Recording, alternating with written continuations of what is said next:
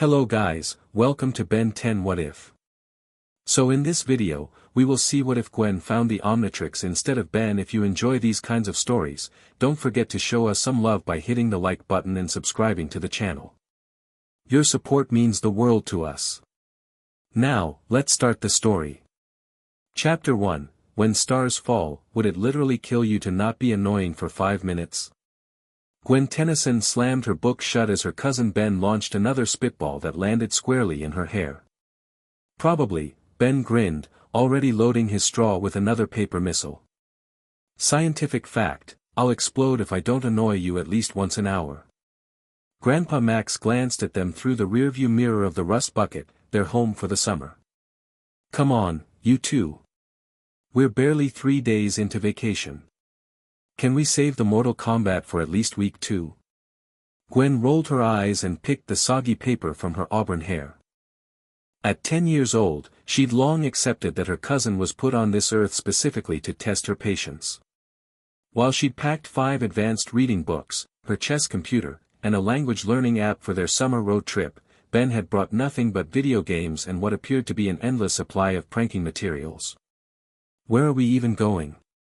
Ben groaned, pressing his face against the window of the RV. There's nothing but trees for miles. Yosemite National Park, Grandpa Max announced cheerfully. Some of the best camping in the country. Fresh air, fishing, hiking, no internet, Ben moaned. No cell service, Gwen added, though secretly she was looking forward to exploring. Her parents never took her camping. Grandpa Max turned down a gravel road.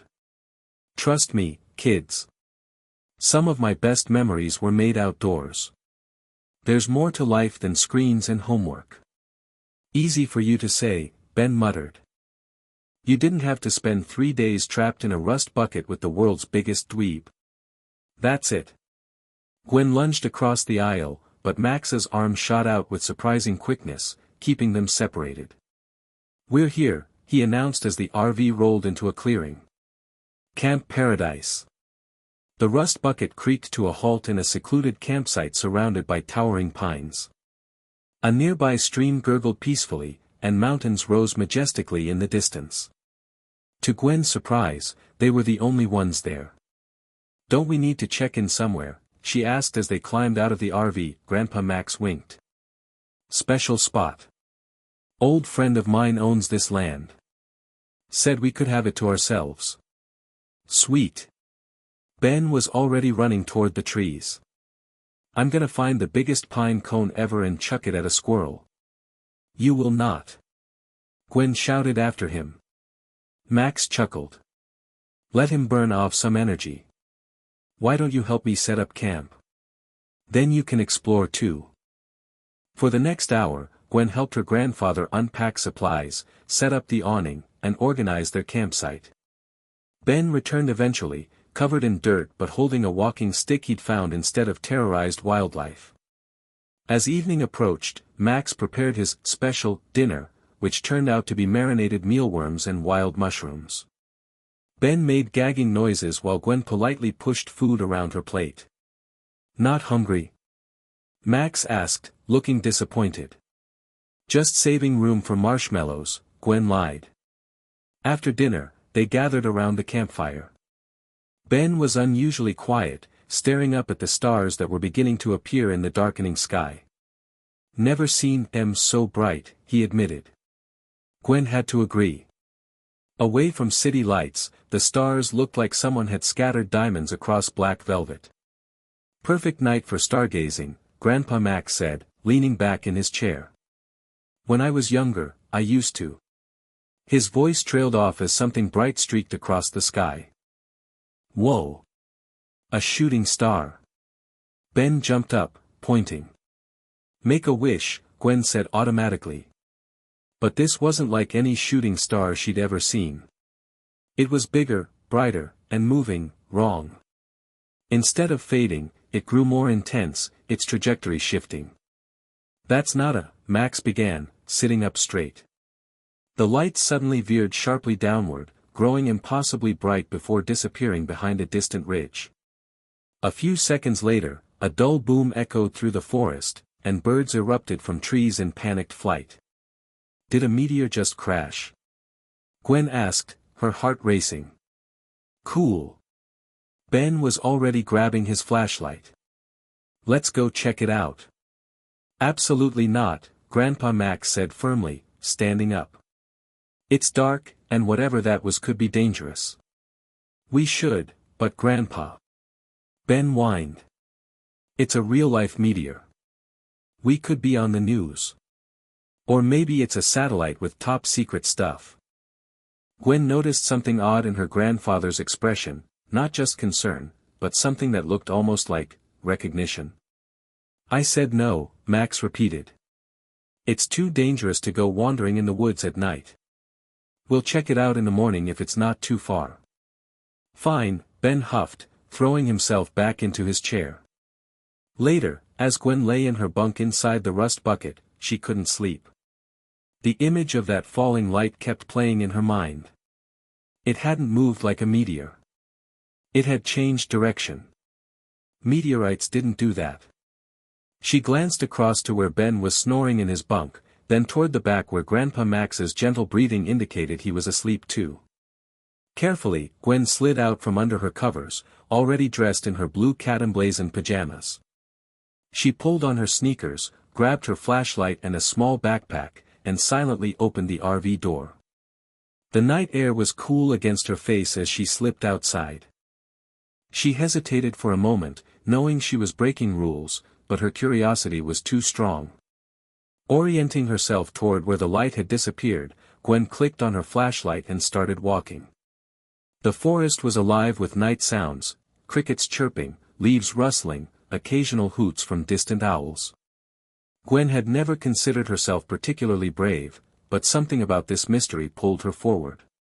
She'd seen enough science documentaries to know space debris could be valuable.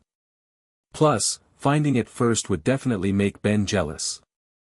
After 20 minutes of careful hiking, Gwen crested a small hill and gasped. Below her, a deep trench cut through the earth, ending at a still-smoking crater about 30 feet across. Trees around it were flattened outward like matchsticks.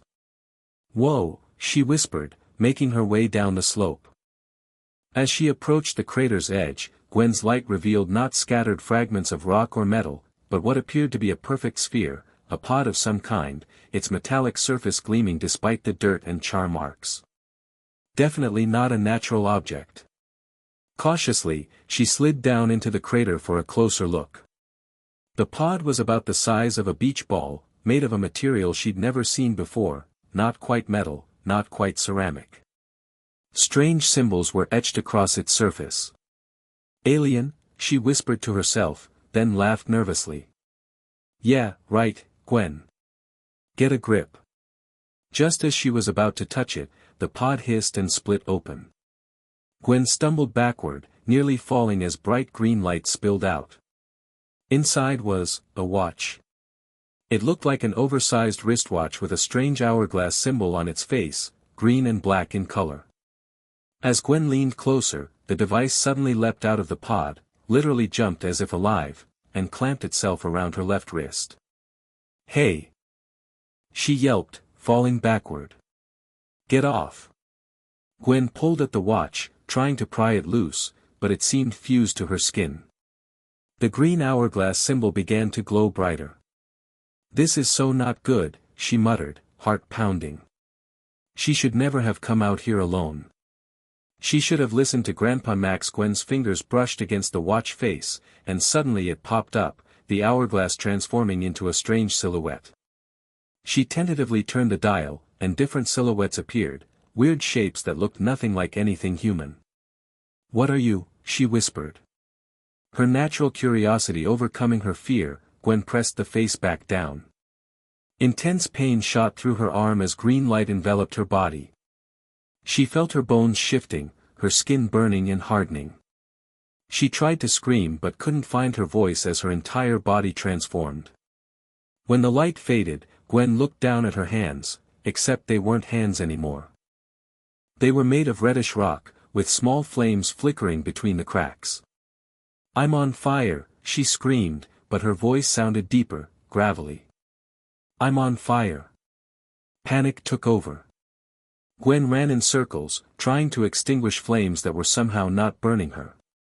She didn't feel pain, just a strange warmth coursing through her transformed body. In her panic, she slammed into a tree, which immediately caught fire. Then another.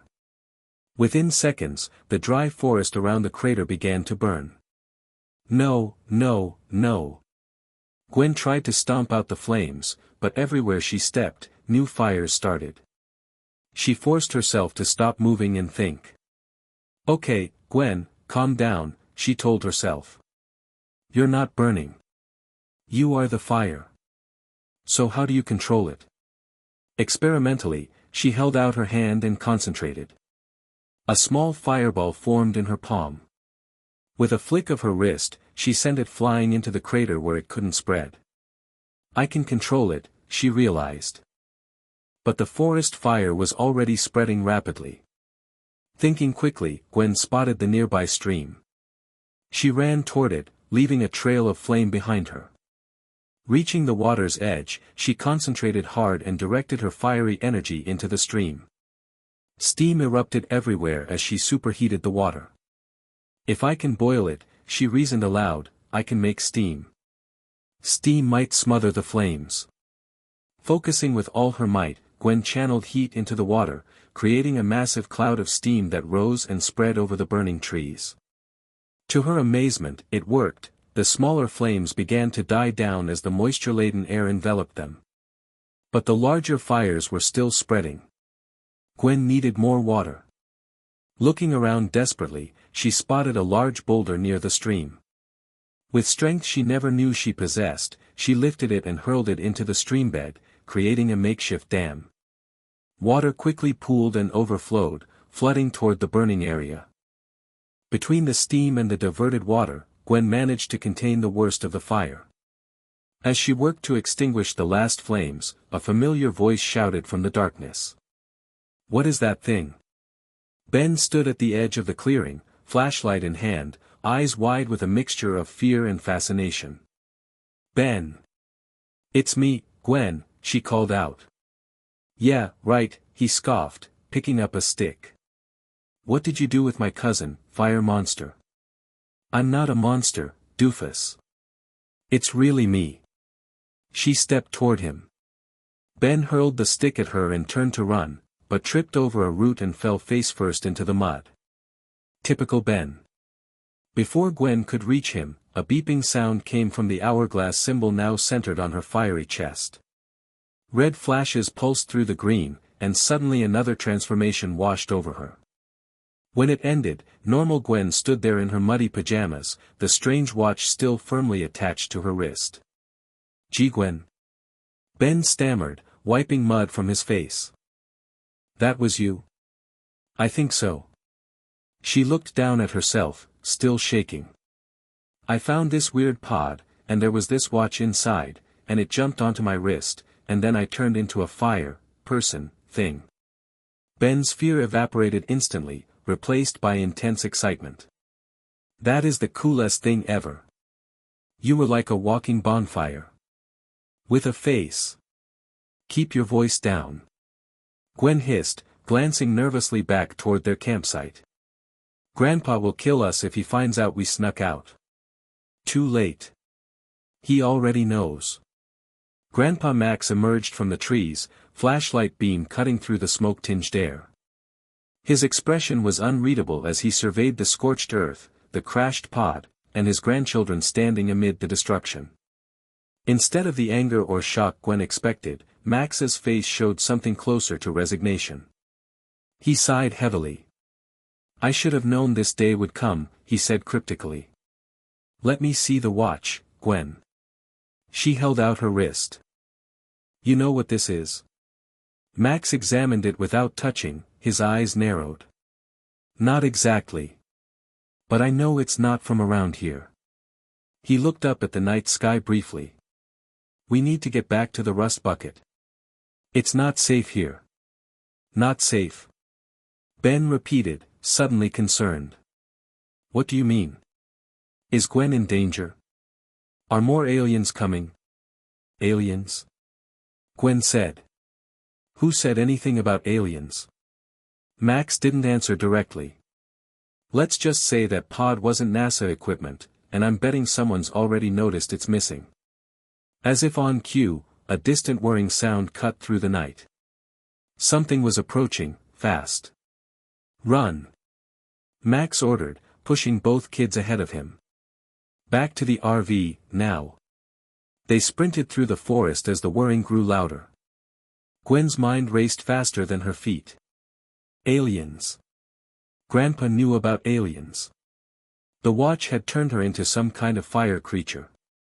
And now something was chasing them. This was supposed to be a normal summer vacation. They burst from the tree lean into their campsite, the rust bucket sitting exactly where they'd left it. Max fumbled with his keys, yanking the door open. Get in, both of you. Once inside, Max locked the door and began hurriedly starting the engine. What about our stuff? Ben asked, pointing to the camping chairs and cooler still outside. Leave it, Max said grimly, throwing the RV into gear. As the rust bucket lurched forward, Gwen looked back through the window. A shaft of blue light cut through the trees where they'd just been, followed by the sound of splintering wood. Grandpa, she said shakily, what's happening? How do you know about aliens? Max's eyes stayed fixed on the dirt road ahead as he accelerated. That's a long story, kiddo. One I hoped I'd never have to tell you. He glanced at her wrist. But that watch changes everything. Can it turn me into other things besides the fire guy? Gwen asked, examining the device. I'd bet on it, Max replied. And I'd also bet that's why they're after you. They? Ben perked up, excitement overriding fear again. Who's they? Space police? Evil scientists? Men in black? A massive thud shook the RV as something landed on the roof. Worse, Max said, swerving sharply. Bounty hunters. Metal claws punched through the roof, peeling the aluminum back like a sardine can. A horrifying face appeared in the opening, insectoid, with glowing eyes and mandibles that clicked menacingly. Ben screamed. Gwen ducked. Max reached under the dashboard and pulled out what looked like a high-tech pistol, definitely not standard RV equipment. Get down, he shouted, firing 3 energy blasts through the roof. The creature screeched and disappeared from view. Something heavy rolled off the RV and thumped onto the road behind them. Did you kill it? Gwen asked, wide-eyed. Stunned it, Max replied, tucking the weapon into his belt. It'll be back. And it won't be alone. The rust bucket fishtailed onto the main road, headlights sweeping across empty asphalt as they accelerated into the night. Okay, spill it, Grandpa, Ben demanded. You're some kind of secret agent, aren't you? Fighting aliens? And you never told us? Max sighed, keeping his eyes on the road. I was a plumber. A plumber? Ben echoed, disappointed. That thing on the roof didn't look like a backed-up toilet. Not that kind of plumber, Max explained. It was what we called ourselves, an organization that handled problems beyond Earth. I retired years ago. Thought I'd left it all behind. His eyes flicked to Gwen's wrist. Guess I was wrong. Gwen stared at the watch. What is this thing? Why did it attach to me? It's called the Omnitrix, Max said after a moment's hesitation, as if deciding how much to reveal. At least, that's what rumors called it. Some kind of transformation device created by a brilliant alien inventor. It's supposed to be the most powerful device in the universe. And it picked me. Gwen couldn't believe it. Why? Probably random chance. You were just in the wrong place at the wrong time. Max paused. Or maybe the right place at the right time. Depends on how you look at it. Ben had been unusually quiet, staring at Gwen's wrist with an unreadable expression. Now he spoke up. So Gwen gets to be a superhero with an alien watch, and I get nothing? Figures. Trust me, Ben, Max said seriously, that watch is as much trouble as it is power. Every criminal and warlord in the galaxy would kill to possess it. So what do we do now? Gwen asked, her analytical mind already working through possibilities. We can't go home with bounty hunters chasing us. No, we can't, Max agreed. We keep moving. I have old contacts I can reach out to, places we can hide while you learn to control the Omnitrix. Control it? Gwen looked down at the watch. You mean I can figure out how to work it? Choose what I turn into? That's the idea, Max nodded. The more you understand it, the safer you'll be. Ben folded his arms. This is so unfair. If I found that watch, I'd already be figuring out all the cool aliens I could turn into. And probably setting fire to half the state, Gwen shot back, though privately she was terrified by the responsibility that had literally attached itself to her. They drove in tense silence for several miles, Max constantly checking the rear-view mirror. Finally, he pulled the rust bucket into an all-night truck stop. We'll rest here till morning, he decided. Whatever was chasing us, we've lost it for now. Shouldn't we keep driving? Gwen asked nervously. Can't. Need fuel, and we all need sleep. Max reached into a hidden compartment and pulled out what looked like a small silver disc. He pressed a button, and it emitted a soft blue pulse. This will mask the Omnitrix's signal temporarily. We should be safe for a few hours. Inside the parked RV, none of them really slept. Ben kept pestering Gwen to try transforming again. Max made mysterious calls on a device that definitely wasn't a normal cell phone. And Gwen sat cross-legged on her bunk, staring at the Omnitrix. If what Grandpa said was true, this watch could transform her into different alien species. The fire creature had been just one possibility. What else could she become? And more importantly, could she control those forms better than she had tonight? As dawn broke, Gwen had made a decision. She wasn't just going to wear the Omnitrix, she was going to master it.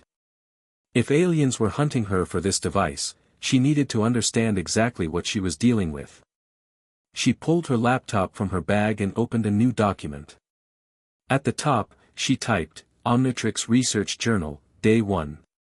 Below, she wrote her first entry, Species 1, Fire-based humanoid. Extreme heat generation. Flight not confirmed. Duration approximately 10 minutes before automatic reversion. Emotional state affects flame intensity. Notes for improvement, focus on controlled heat direction. Possible applications, controlled burns, metallurgy, rescue operations in cold environments. Ben peered over her shoulder. Seriously? You're making a homework assignment out of turning into aliens? Knowledge is power, Gwen replied without looking up. The more I understand each transformation, the better I can use them. Boring. Ben flopped back on his bunk. If I had the Omnitrix, I'd be practicing awesome moves and fighting bad guys, not writing reports. Max, overhearing, smiled slightly. Gwen's approach makes sense, Ben. The Omnitrix isn't a toy. Ben muttered something inaudible and turned to face the wall. After breakfast, thankfully normal pancakes instead of Grandpa's usual exotic fare, they hit the road again. Max had decided to abandon their original vacation plan, instead heading for the desert regions of the Southwest. Fewer people, he explained. Good place for Gwen to practice without causing too much damage. The morning passed uneventfully as they traveled. Gwen spent the time examining the Omnitrix, carefully documenting its features in her journal.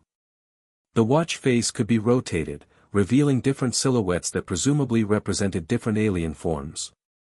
But without knowing what each form could do, transformation would be a gamble. Around noon, they stopped at a roadside rest area to stretch their legs. While Max refilled their water containers, Gwen decided to try something. I'm going to test it again, she told Ben, who immediately perked up. For real? Awesome. But responsibly, she added. No flames this time. I'll try to pick something safer. She twisted the Omnitrix dial, watching different silhouettes appear.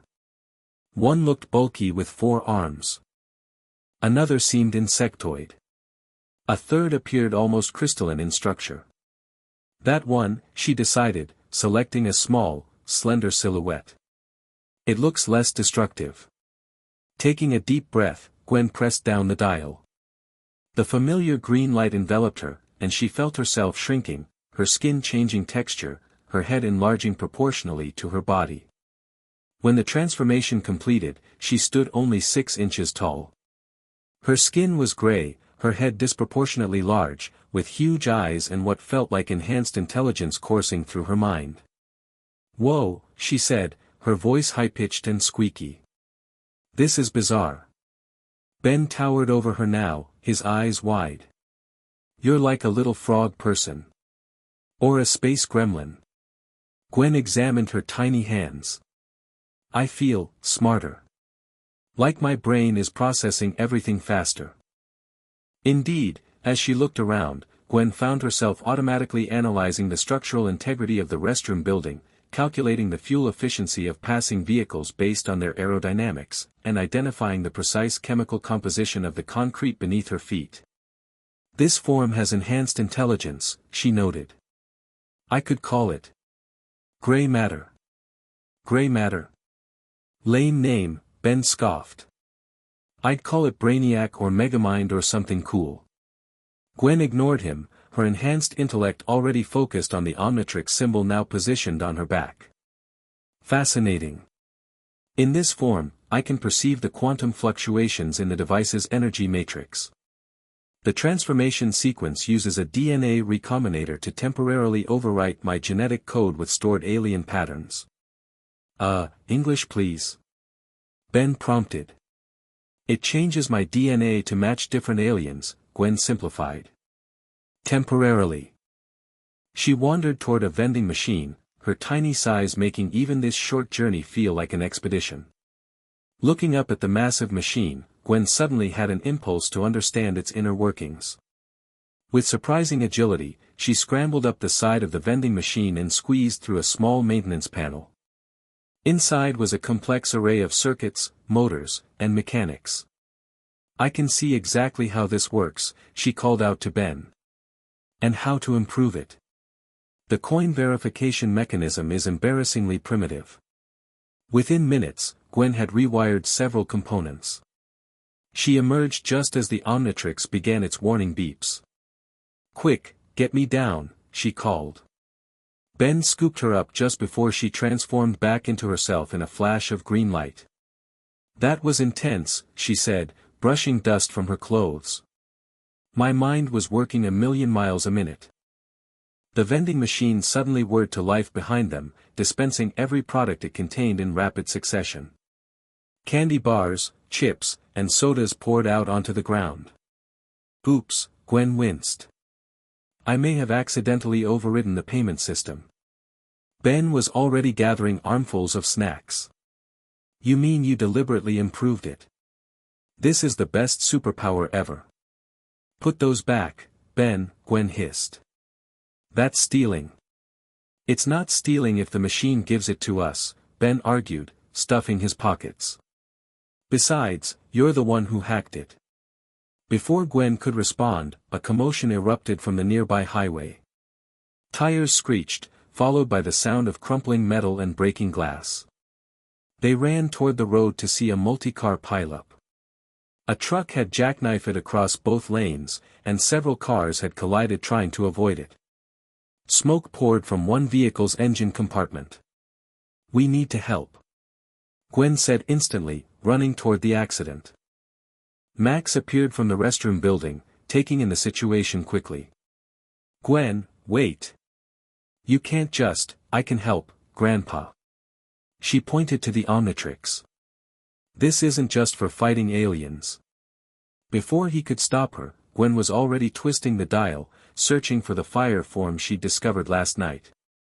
Finding it, she slammed down the face. The transformation washed over her, and once again she became the fiery humanoid. This time, though, she was prepared for it. Okay, Heat Blast, she named herself, remembering Ben's suggestion for better names. Let's do this right. She approached the smoking car carefully, conscious of not setting anything else on fire. A woman was trapped inside, the door crushed inward. Stand back. Gwen called to bystanders who had gathered. I can help. Focusing intently, she directed heat from her hands in a precise beam, cutting through the mangled door like a welding torch. With careful movements, she sliced a large opening, then pulled the hot metal away with her flame-resistant hands. Thank you, the woman gasped as Gwen helped her from the wreckage. What are you? Just helping out, Gwen replied, already moving toward another vehicle where a fuel leak threatened to ignite. Using her control over heat, she carefully burned off the spreading fuel in a controlled manner before it could reach any ignition source. Then she moved to where several people were trying unsuccessfully to lift a car off a trapped motorcyclist. Let me, she said, surprised at how naturally her deeper voice commanded attention. With strength she didn't know this form possessed, Gwen lifted the car enough for rescuers to pull the rider free. As sirens wailed in the distance, she stepped back, surveying the scene to make sure no one else needed immediate help. Ben stood at the roadside, watching with an unreadable expression, part admiration, part envy. The Omnitrix began to beep, signaling the end of the transformation. Gwen quickly moved away from the crowd, ducking behind the rust bucket just as she reverted to human form. That was amazing. Ben admitted as she rejoined him. You totally saved those people. Gwen couldn't help smiling. I did, didn't I? And I controlled the fire this time. Max approached, his expression a mixture of pride and concern. You did good, Pumpkin. But we need to be more careful about public transformations. People will ask questions. Sorry, Grandpa, Gwen replied. I couldn't just stand by when people needed help. Max's expression softened. I know. And I'm proud of you for that. Just remember that with the Omnitrix comes a lot of attention, not all of it welcome. As if to underscore his point, a news van pulled up to the accident scene, a reporter already asking witnesses about the fire person who had rescued people. Time to go, Max said quietly, ushering them back to the rust bucket.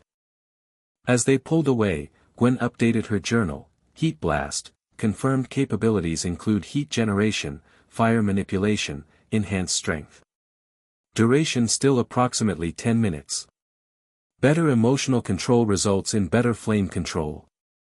Successfully used for rescue operation and precision cutting. Note, public use attracts significant attention. Ben read over her shoulder again. So you're really going all in on the hero thing, huh? Someone has to, Gwen replied. Then, seeing his expression, she added more gently, you helped too, you know. You got me down before I changed back in front of everyone. Yeah, well, Ben shrugged, trying to look nonchalant. Can't have my doofus cousin exposing aliens to the world, can I? The moment of connection was interrupted by a metallic clang on the RV's roof. They've found us again, Max said grimly, accelerating. Gwen, you up for round 2? Gwen checked the Omnitrix. The face was red instead of green. I can't. It needs to recharge or something. Another impact rocked the RV, harder this time. Metal fingers began prying at the edges of the hole in the roof from the previous night. 10 minutes, Max said, swerving to throw off their attacker. That's the recharge cycle. We need to buy time. Ben looked around frantically, then grabbed a fire extinguisher from its bracket. Hey ugly, he shouted up at the widening hole. Eat this. He discharged the extinguisher upward, filling the opening with chemical foam. A screech of rage came from above, and the clawed hands temporarily withdrew. Quick thinking, Ben. Max approved, taking a sharp turn onto a dirt road. Where are we going? Gwen asked, holding onto her seat as they bounced along the rough surface. Somewhere I can even the odds, Max replied cryptically. The dirt road led to what appeared to be an abandoned mine entrance carved into a hillside. Max drove straight for it, ignoring Ben and Gwen's shouts of alarm.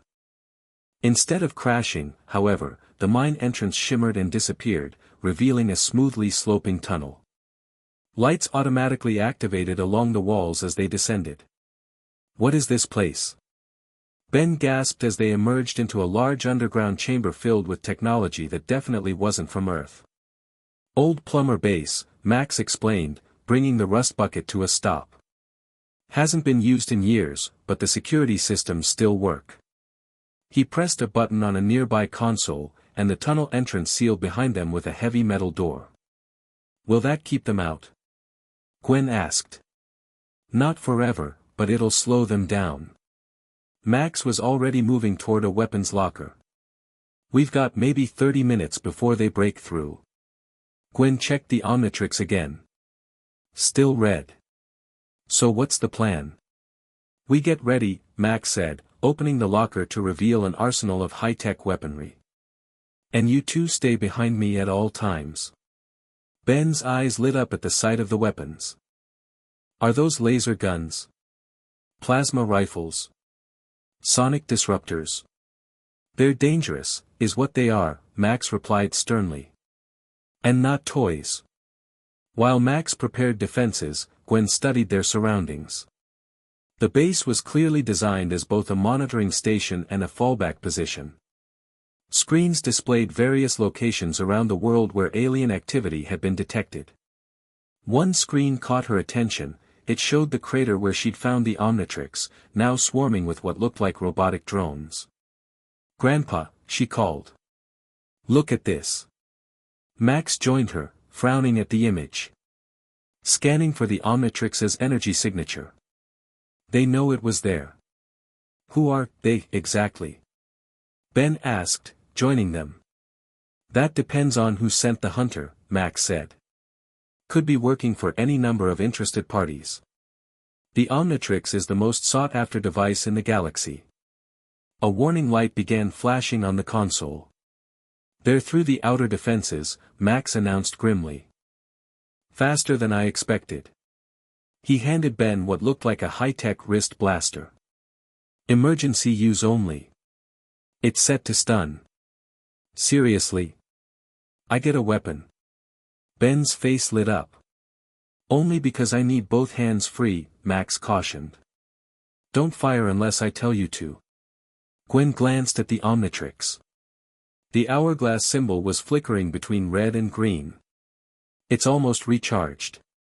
"Good," Max positioned himself between the kids and the entrance. "When it's ready, transform into something durable. We don't know what we're facing." The sound of metal being torn apart echoed from the tunnel.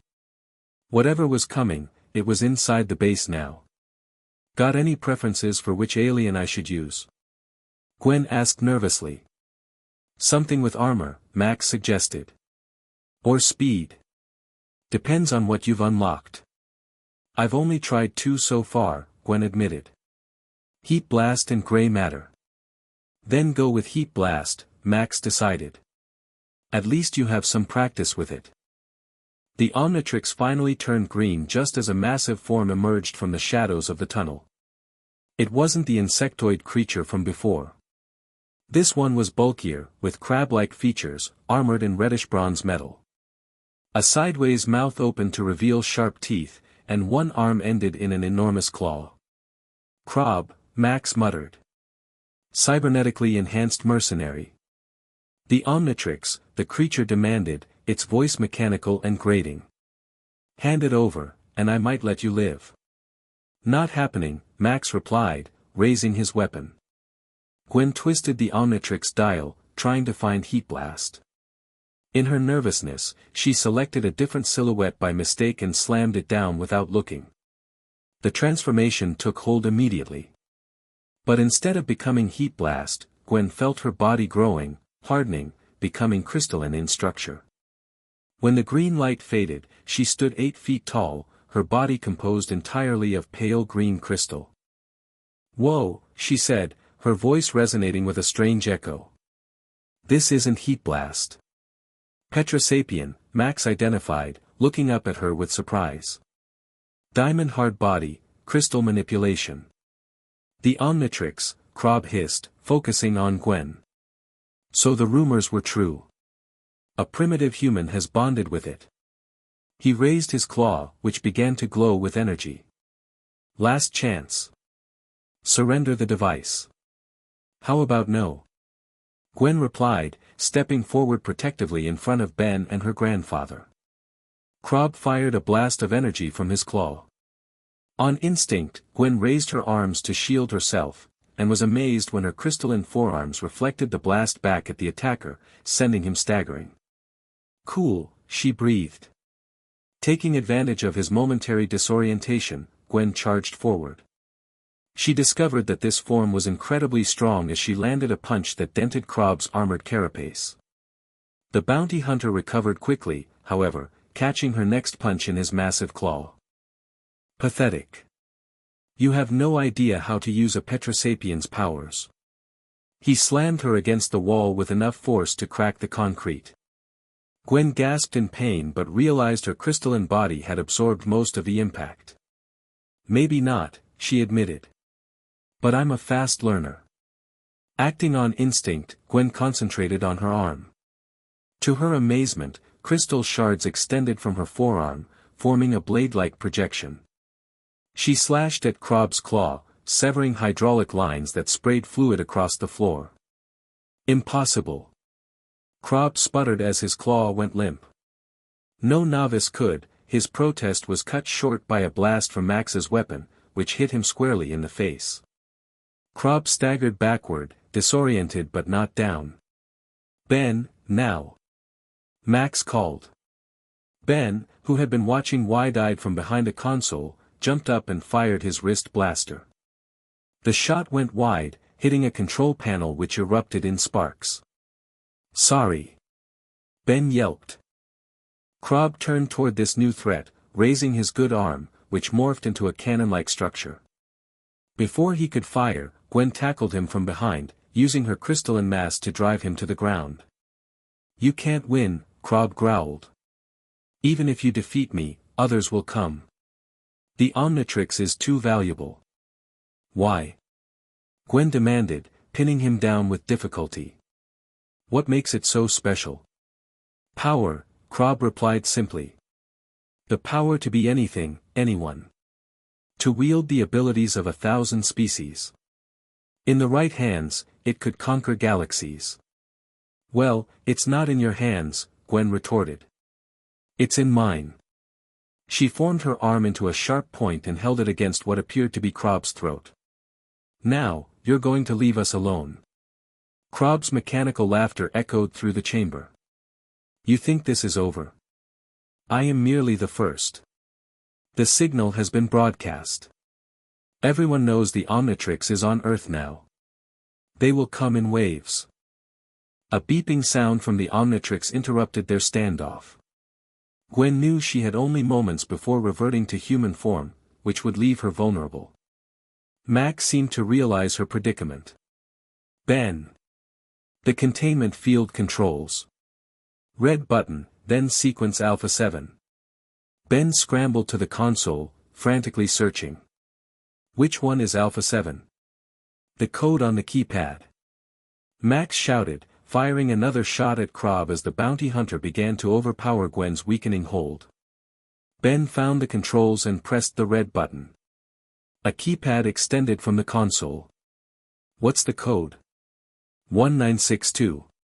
Max called back, dodging Krob's swipe. Ben punched in the numbers just as Gwen's transformation gave out. The green light flashed, and she was herself again, directly beneath the massive bounty hunter.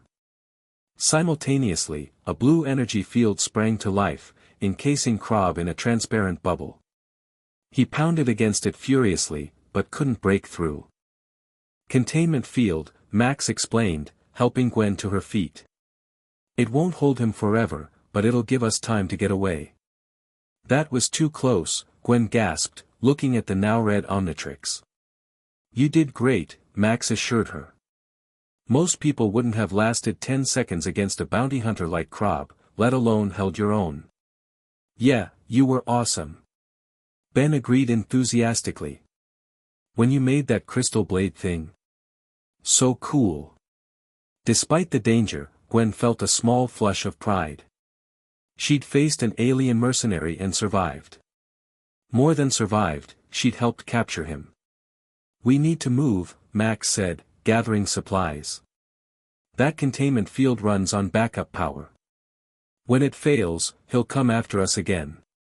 Where can we go? Gwen asked. If what he said is true, there will be others looking for the Omnitrix. Max considered this. I know some people, old contacts from my plumber days. They might be able to help us understand that device better. Ben was examining the wrist blaster Max had given him. Can I keep this?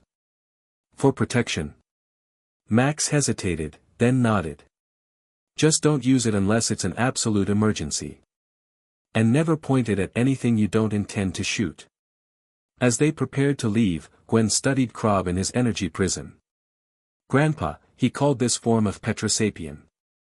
Do all the aliens in the Omnitrix have names like that? Most species do, Max confirmed. Learning their proper names and abilities will help you use the Omnitrix more effectively.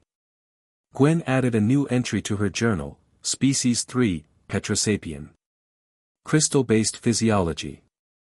Enhanced strength, durability. Can form crystal structures from body, including weapons. Reflective properties against energy attacks.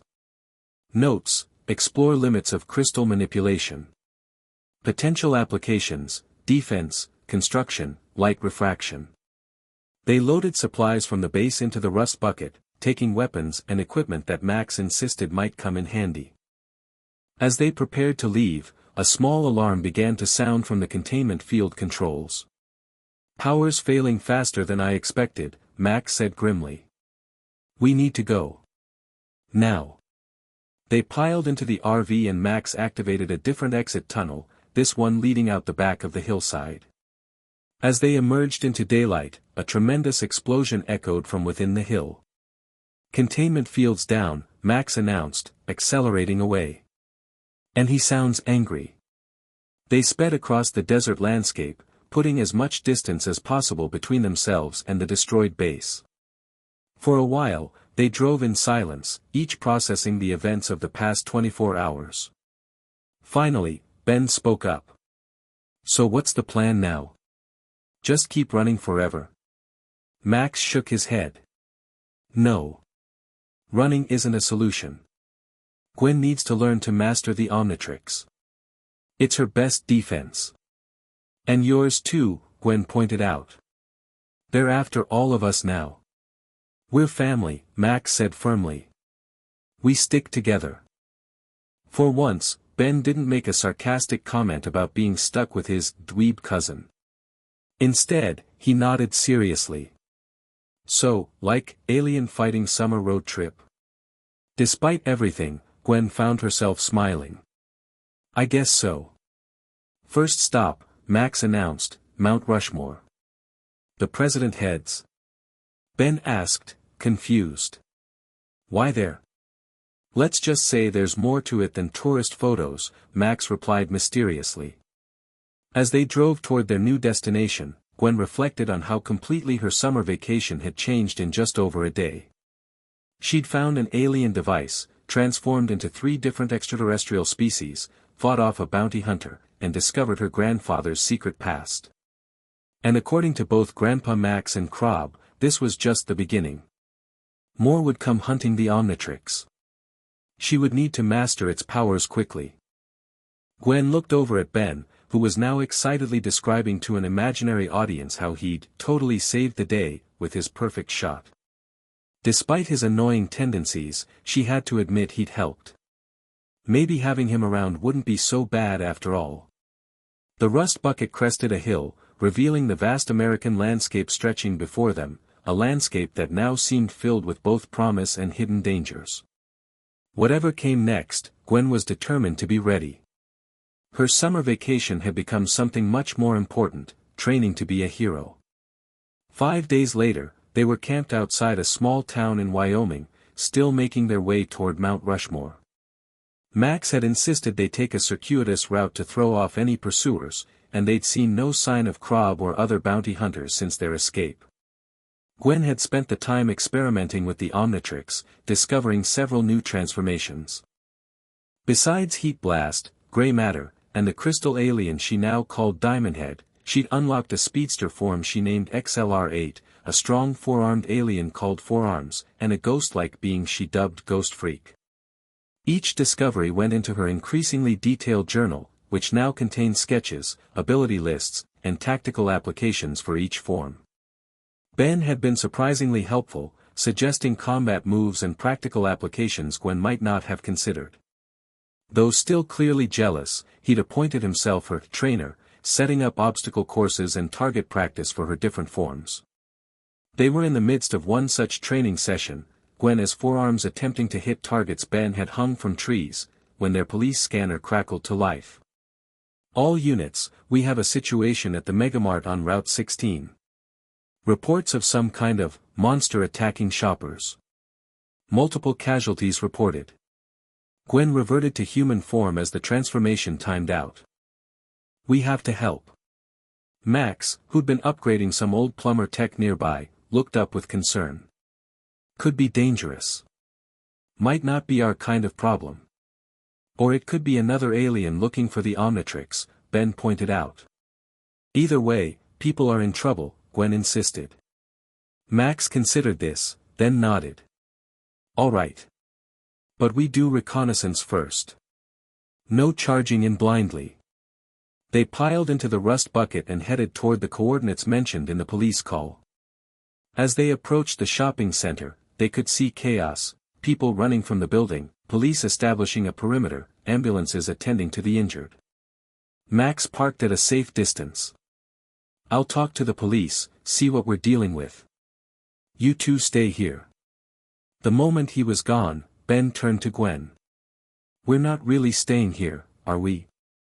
Nope, she confirmed, checking that the Omnitrix was charged. But we're being smart about this. I'll go Ghost Freak and scout invisibly. You stay here until I know what we're facing. Ben looked like he wanted to argue but nodded reluctantly. Fine. But hurry up. Gwen activated the Omnitrix, cycling to the ghostly silhouette, and transformed. The eerie, phantom-like form still gave her the creeps, something about Ghost Freak felt fundamentally different from her other transformations. But the ability to become invisible and intangible was invaluable for reconnaissance.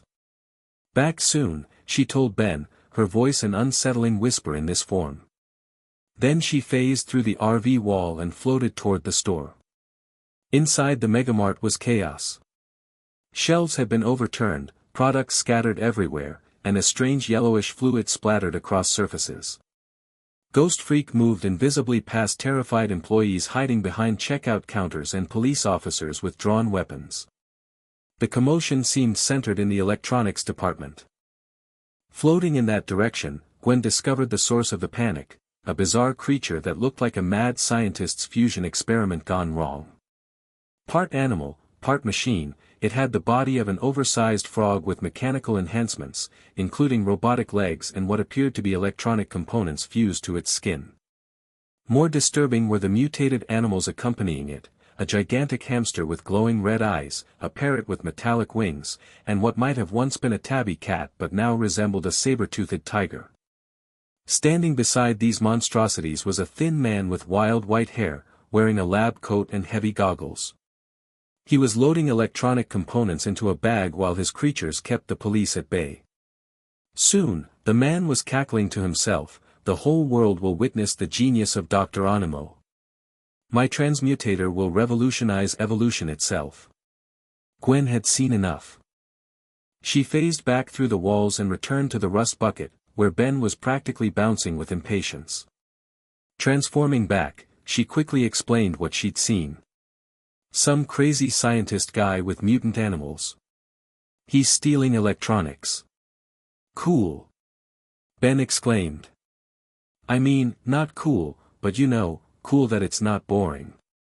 We should tell Grandpa, Gwen said, looking for Max. No time. Ben pointed to the store entrance, where the strange man was emerging, his mutant pets in tow. He's getting away. Indeed, Dr. Onimo was mounting what appeared to be a giant mutant bird that had just crashed through a window.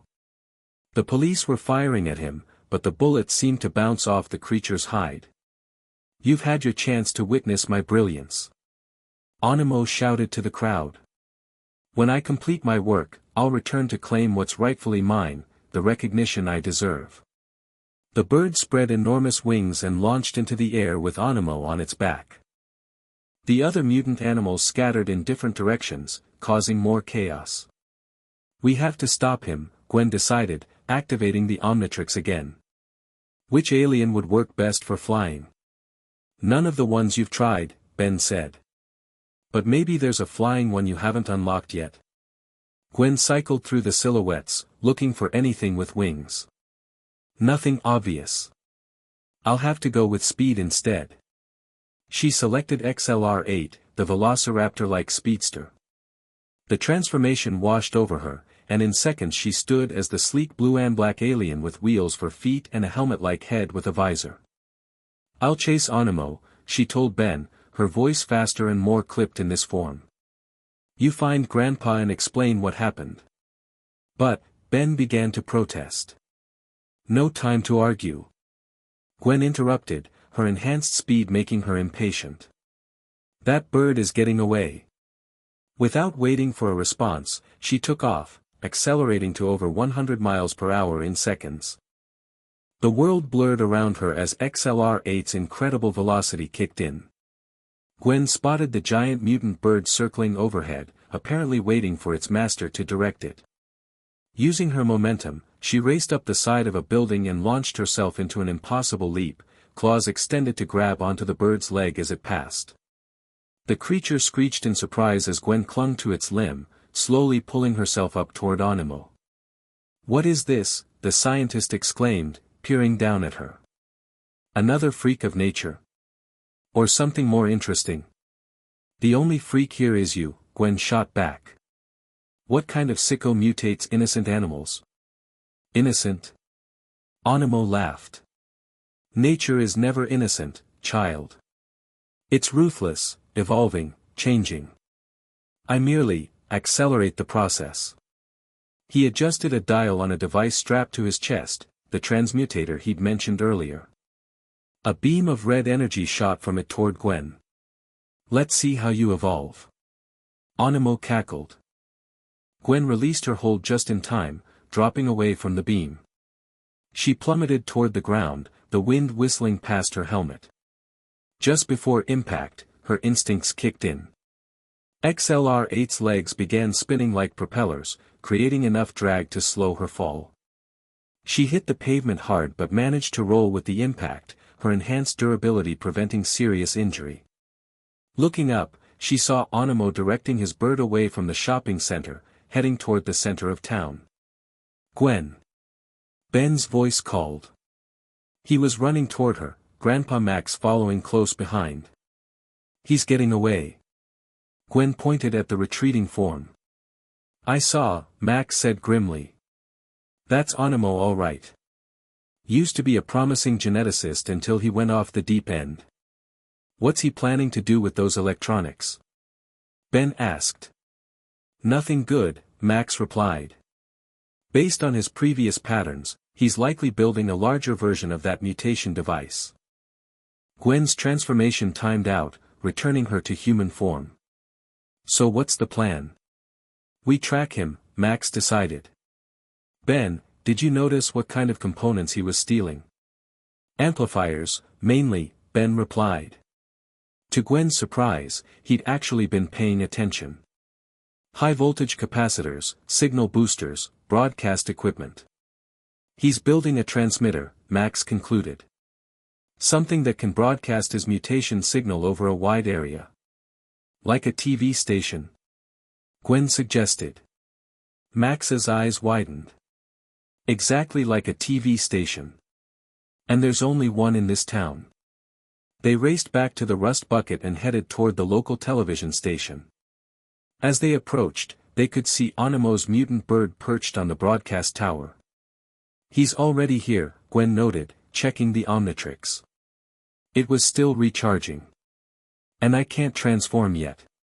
Then we do this the old-fashioned way, Max said, pulling a plumber weapon from under his seat. Together. They approached the station cautiously. Inside, they found unconscious security guards and frightened staff members hiding under desks. He's upstairs, a trembling receptionist told them. In the broadcast room. He has these monsters with him. Get these people out of here, Max told Ben. Gwen and I will handle Animo. But, Ben started to protest. We need someone to coordinate the evacuation, Max cut him off. And you're good with people. Though clearly disappointed, Ben nodded. Be careful. Max and Gwen made their way upstairs, following the sounds of Animo's maniacal laughter. They found him in the main broadcast studio, connecting his transmutator to the station's equipment. Perfect. Animo was saying to himself. With this signal booster, my transmutator wave will cover the entire county. Every animal within 50 miles will evolve to its highest potential. That's far enough, Animo, Max called out, aiming his weapon at the scientist. Animo turned, surprise registering briefly before his face split into a grin. Ah, witnesses to my triumph. How fitting. His mutant creatures, the cat, hamster, and parrot, gathered protectively around him, growling menacingly. You don't want to do this, Gwen said, trying reason while desperately willing the Omnitrix to recharge faster. Forced mutation isn't natural evolution. You're just creating suffering. What would a child know of my work? Animo scoffed. I am perfecting nature's process. Removing the weak, elevating the strong. By turning hamsters into monsters. Gwen challenged. Animo's face darkened. Enough talk. My moment is at hand. He reached for the transmutator's activation switch. Max fired his weapon, but the mutant cat leapt into the beam's path, absorbing the blast with a yowl of pain before shaking it off. Attack! Animo ordered, and his creatures charged. Max pushed Gwen behind a console just as the mutant parrot swooped down, metallic wings slicing through the air where they'd been standing. The Omnitrix?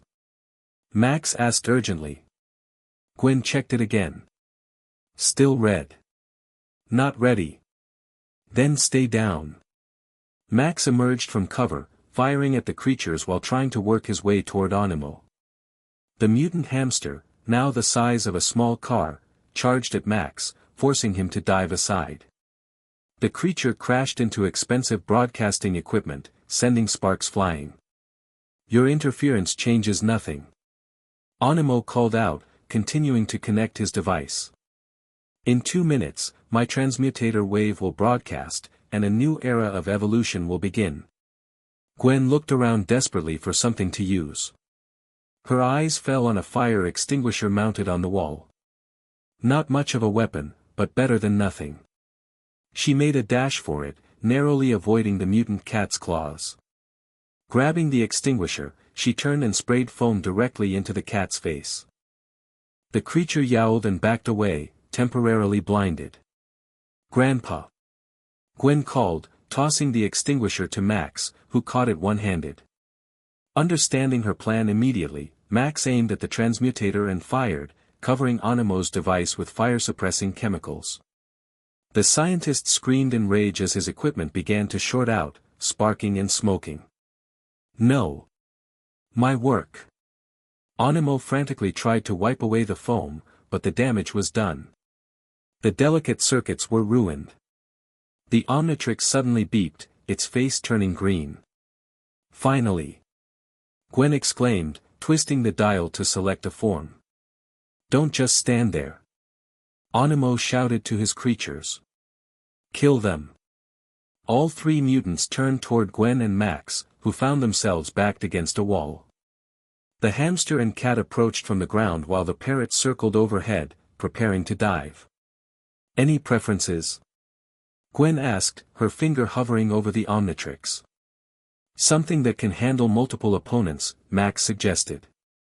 Gwen nodded, selecting 4 arms. The transformation washed over her, and seconds later, she stood 7 feet tall, red-skinned with 4 massive arms and enhanced strength. "Get Onimo," she told Max in her deeper voice. "I'll handle the pets." The mutant animals charged. Gwen met them head-on, using her lower arms to grab the hamster while her upper arms fended off the cat. The creatures were strong, but Forearms was stronger. With a mighty heave, she threw the hamster across the room, where it crashed into a wall and lay stunned. The parrot dove at her head, metallic wings slashing. Gwen caught it mid-swoop with one massive hand, careful not to crush it despite its mutations. "Sorry, Birdie. Playtime's over." Meanwhile, Max had reached Onimo, who was desperately trying to salvage parts from his ruined transmutator. The scientist pulled a small pistol-like device from his coat, but Max was faster, knocking it from his hand and pinning him to the ground. "It's over, Onimo," Max declared. "This was to be my moment." Onimo wailed. "My recognition. The world was finally going to acknowledge my genius." "The only thing you're getting recognized for is property damage and endangering civilians," Max replied, zip-tying the scientist's hands behind his back. With Onimo secured, they still had the problem of 3 mutant animals. Gwen had managed to corral them in a corner, but they remained aggressive and dangerous. "What about them?" she asked, holding the struggling creatures at bay with her 4 arms. "We can't just leave them like this." Max examined the transmutator that hung around Onimo's neck. "This is the source of the mutations. If we can reverse the polarity." "Allow me," came a voice from the doorway. Ben stood there, a determined expression on his face. "I've been watching how he controls that thing." Before anyone could stop him, Ben darted forward and grabbed the transmutator from around the subdued Onimo's neck. The scientist howled in protest. "Don't touch that. You'll ruin everything." "Pretty sure that's the point," Ben replied, examining the device. His fingers moved over its controls with surprising confidence. "If I'm right, reversing these 2 wires and switching this dial should reverse the mutation effect." "Be careful, Ben," Max cautioned. "Trust me," Ben said with a grin. "I know what I'm doing." For once. He made the adjustments and aimed the device at the cornered mutants. A pulse of blue energy, rather than the previous red, washed over the creatures. They convulsed briefly, then began to shrink, their mutations reversing until a normal-sized hamster, cat, and parrot remained. "It worked!" Gwen exclaimed. "Told you," Ben said, trying to sound casual but unable to hide his pride. "I noticed how he adjusted it when he was trying to hit you earlier. Figured it could work in reverse too."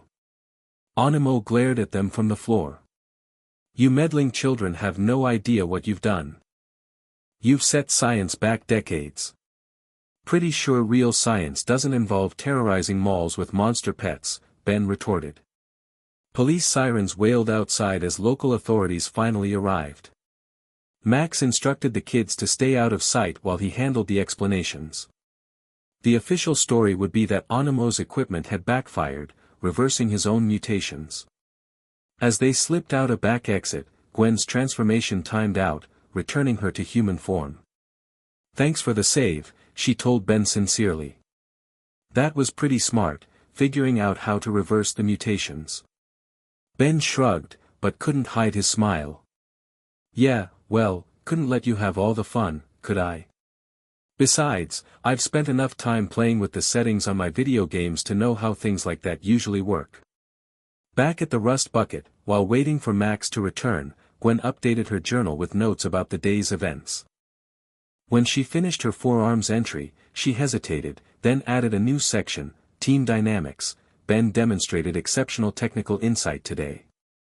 His ability to understand and reverse engineer Onimo's technology was crucial to our success. Note for future encounters, Ben's practical approach complements my more analytical style. Worth exploring this dynamic further. When Ben peered over her shoulder this time, he didn't make a sarcastic comment. Instead, he just nodded thoughtfully. Max returned a half hour later, looking tired but satisfied. Onimo's in custody. The police believe he was just another crackpot scientist with homemade mutations. No connection to our other situations. So we're still flying under the radar? Gwen asked. For now, Max confirmed. But I think it's time we accelerate our timeline. Mount Rushmore can't wait any longer. What's so important about Mount Rushmore anyway? Ben asked. Max started the RV's engine before answering. Let's just say it's not just presidents carved into that mountain. There's a fully equipped plumber base inside, the most advanced on Earth. Inside the presidents' heads. Ben's eyes widened. That is so cool. If we're lucky, Max continued, we might find more information about the Omnitrix there. Maybe even a way to better control it. As they pulled away from the town, leaving behind the chaos of Dr. Onimo's thwarted plans, Gwen felt a strange mixture of excitement and apprehension. Each encounter was teaching her more about the Omnitrix and its capabilities, but also bringing new dangers. And if Grandpa Max was right, they were just getting started. The rust bucket headed east, toward Mount Rushmore and whatever secrets it held. In the back of the RV, Ben was already sketching ideas for gadgets he might build to help during their next alien encounter. Gwen reviewed her notes on her different transformations, strategizing about how to use each form more effectively. They were becoming a team, whether they'd planned to or not. Summer vacation had definitely taken an unexpected turn. From his containment cell in the local police station, Dr. Onimo watched a small spider crawling across the floor. The authorities had confiscated his transmutator, but they hadn't been thorough enough in their search. A tiny backup device remained hidden in his shirt collar. Soon, he whispered to the spider. Very soon. Chapter 2, Different Kinds of Power, Incoming at Your 6. Ben shouted from his perch on a boulder. Gwen, currently transformed into Diamond Head, spun around just in time to see 3 tennis ball-sized rocks hurtling toward her. She raised her crystalline arms instinctively, deflecting 2 of the projectiles, but the third caught her squarely in the chest. Oof, she grunted, more surprised than hurt. No fair launching multiple targets at once. Ben grinned, loading more rocks into his homemade launcher, a contraption he'd cobbled together from spare bicycle parts, rubber bands, and an old camping tarp. Bad guys don't play fair, cuz. Better get used to it. 3 weeks had passed since they'd faced Dr. Onimo, and their training sessions had become increasingly elaborate. Currently, they were camped in a secluded canyon about 50 miles from Mount Rushmore. Grandpa Max had gone into town for supplies, leaving the kids to their now daily practice routine. Fine, Gwen muttered, morphing her right arm into a pointed shield. But remember you asked for it. She charged forward, easily dodging the next barrage from Ben's launcher. With surprising agility for a 7-foot crystal being, she leapt onto the boulder beside her cousin. Hey! Ben yelped, scrambling backward. No fair using alien powers against the normal human. Gwen laughed, her voice resonating with Diamond Head's crystalline timbre. Bad guys don't play fair, remember? The Omnitrix symbol on her chest began to flash red. Seconds later, green light enveloped her, and normal Gwen stood where the crystal alien had been. Perfect timing, she said, brushing dust from her clothes. We've been at this for hours. Ben jumped down from the boulder, already examining his launcher for improvements. Yeah, but you're getting better. You actually managed to block most of the shots this time. Coming from Ben, this qualified as extravagant praise. Gwen accepted it with a nod, pulling her journal from her pocket to update her notes. Diamond Head's reflexes are improving, she said aloud as she wrote. Still need to work on peripheral awareness and predicting multiple attack vectors. Ben rolled his eyes. Only you could make turning into superpowered aliens sound like homework. Says the guy who builds training equipment from scratch, Gwen countered, gesturing to his increasingly sophisticated gadgets spread around their makeshift training area. Over the past weeks, Ben had revealed a surprising talent for cobbling together useful devices from whatever was available.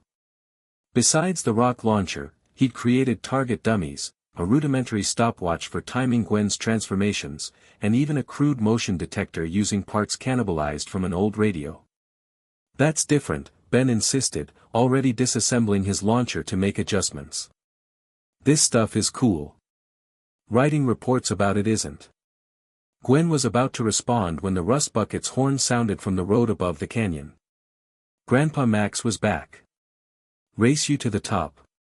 Ben challenged, suddenly grinning. "No powers," Gwen stipulated, eyeing the Omnitrix which was still recharging. "Duh." Ben was already running toward the path. "Wouldn't be a race otherwise." They scrambled up the canyon path, shoving and laughing like the kids they still were despite everything they'd been through. Ben reached the top first, throwing his arms up in victory. And the crowd goes wild for the amazing Ben Tennyson. Yeah, Gwen panted, reaching the rim seconds later. "You had a head start." The rust bucket was parked nearby, and Grandpa Max was unloading groceries. When he spotted them, he waved them over. "Perfect timing, kids. I could use some help with these bags." As they approached, Gwen noticed Max seemed tense, his eyes scanning the horizon more frequently than normal. "Everything okay, Grandpa?" she asked quietly, taking a bag of groceries. "Fine," he replied, a bit too quickly. Then, seeing her concern, he softened. "Just being cautious. We're getting closer to Mount Rushmore. Might be more eyes watching." Ben grabbed 2 bags, trying to show up Gwen. "You mean alien eyes? Or government eyes?" "Both, probably," Max admitted, lowering his voice. "Speaking of which, there's a town about 20 miles from here with an arcade. Thought you kids might enjoy a break from training." "An arcade?" Ben's eyes lit up. "Seriously?" "Seriously," Max confirmed with a smile. "You've both been working hard. A little normalcy would do you good." Gwen raised an eyebrow. Grandpa had been keeping them away from populated areas as much as possible since the Omnitrix appeared. Something had changed. "What's the catch?" she asked suspiciously. Max chuckled. "Smart as always, Gwen. The town also happens to be home to an old friend of mine. Ex-plumber. I need to talk to him about recent developments." "Plumber business," Ben nodded sagely. "Got it. Super secret spy stuff." Max ruffled Ben's hair. "Something like that. Now help me get these groceries inside. I got actual pizza ingredients this time, not the beetle larvae casserole I was planning." "Oh, thank God," Ben muttered, following Max into the RV. Later that afternoon, they arrived in Winterton, a small town nestled at the base of the Black Hills. Despite its remote location, the town center was surprisingly vibrant, with shops, restaurants, and, to Ben's delight, a decent-sized arcade. 2 hours, Max told them, handing over a small roll of quarters. "I'll meet you back here at 5. Stay together, and keep the watch under wraps," Gwen finished for him, pulling her sleeve down over the Omnitrix. "We know, Grandpa. And no transforming unless it's life or death," Max added firmly. "What about if there's a really hard game I need alien reflexes for?" Ben asked innocently. Max gave him a look. "Kidding." Ben held up his hands. "Totally kidding." As Max headed off toward what looked like a normal hardware store, the kids made a beeline for the arcade. The place was dark, noisy, and filled with the beeping and flashing of dozens of games, in other words, paradise to a 10-year-old boy. "Sweet!" Ben exclaimed, immediately spotting a zombie shooter game. "They have Brains Platter 3. Gwen wrinkled her nose. "Gross. I'm going to find something that doesn't involve exploding body parts." "Your loss," Ben shrugged, already feeding quarters into the machine. Gwen wandered through the arcade, eventually settling on a dance rhythm game. After weeks of training her alien forms, testing her human agility felt refreshing. Soon she was immersed in the game, hitting combos and racking up an impressive score. So focused was she on landing a perfect sequence that she didn't notice the commotion by the air hockey table until raised voices cut through the arcade's general noise. "I said give it back, you freak. Make me, rich boy." Gwen turned to see Ben facing off against a taller boy with dark hair pulled into a ponytail. The stranger wore a black t-shirt with torn sleeves, revealing wiry arms covered in what looked like small metal plates or studs embedded in his skin. He was holding what appeared to be Ben's homemade multi-tool, a gadget he'd created for adjusting his various contraptions. "That's mine," Ben insisted, reaching for it. The older boy held it higher, out of reach. "Finders keepers. You dropped it, I found it." "I didn't drop it. You knocked into me on purpose." A small crowd had gathered to watch the confrontation. Gwen stepped off the dance platform, moving toward them. This had trouble written all over it. "What's going on?" she asked, positioning herself beside Ben. The older boy looked Gwen up and down with an unimpressed expression. "Your boyfriend here is accusing me of theft." "He's my cousin, not my boyfriend," Gwen corrected automatically. "And that tool definitely belongs to him." "Kevin," a voice called from across the arcade. An employee in a striped shirt approached. "Are you causing problems again?" "I told you last time, relax, Carl," the boy, Kevin, said dismissively. "Just having a conversation with my new friends." He tossed the multi-tool back to Ben. "Here. Didn't want your junk anyway." The employee eyed Kevin suspiciously. "One more incident and you're banned for good." "Understood." Kevin gave a mock salute. "Crystal clear, sir." As the employee walked away, Kevin turned back to Ben and Gwen. Instead of the hostility they expected, his expression had changed to something closer to curiosity. "That's a weird tool," he commented, nodding at the device now safely back in Ben's hand. "What's it for?" Ben hesitated, clearly torn between telling the older boy to get lost and showing off his creation. Pride won out. "I made it," he said, demonstrating how the various attachments folded out. "It's for adjusting servos and calibrating pressure differentials in pneumatic systems." Kevin's eyebrows raised slightly. "You built that yourself?" "Yeah." Ben couldn't keep the pride from his voice. "I like making stuff." "Huh." Kevin seemed genuinely impressed. "That's actually not terrible." Coming from the older, tougher-looking boy, this constituted high praise.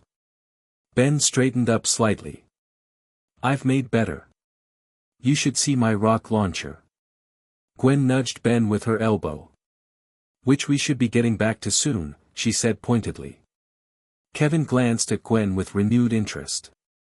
"Your cousin always try to spoil the fun." "Pretty much," Ben confirmed, earning another elbow jab from Gwen. "We don't know you," Gwen said firmly. "And our grandfather is expecting us soon." Kevin held up his hands. "Hey, no pressure. Just making conversation." He turned to leave, then paused. "By the way, nice watch." Gwen's hand instinctively covered the Omnitrix, which had slipped into view when she nudged Ben. Kevin smirked at her reaction and walked away, disappearing into the back of the arcade. "What a jerk," Gwen muttered. Ben was staring after Kevin with an odd expression. "I don't know.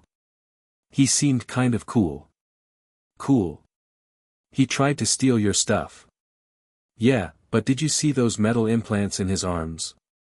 And he actually thought my multi-tool was impressive." Gwen rolled her eyes. "Boys." They spent the next hour playing various games, but Gwen noticed Ben kept glancing toward the back of the arcade where Kevin had disappeared. After his third distracted loss at a racing game, she sighed. "Go talk to him if you want. I'll be at the skee-ball lanes." "Really?" Ben perked up. "Just be careful," she warned. Something about that guy feels off. Ben was already heading toward the back of the arcade.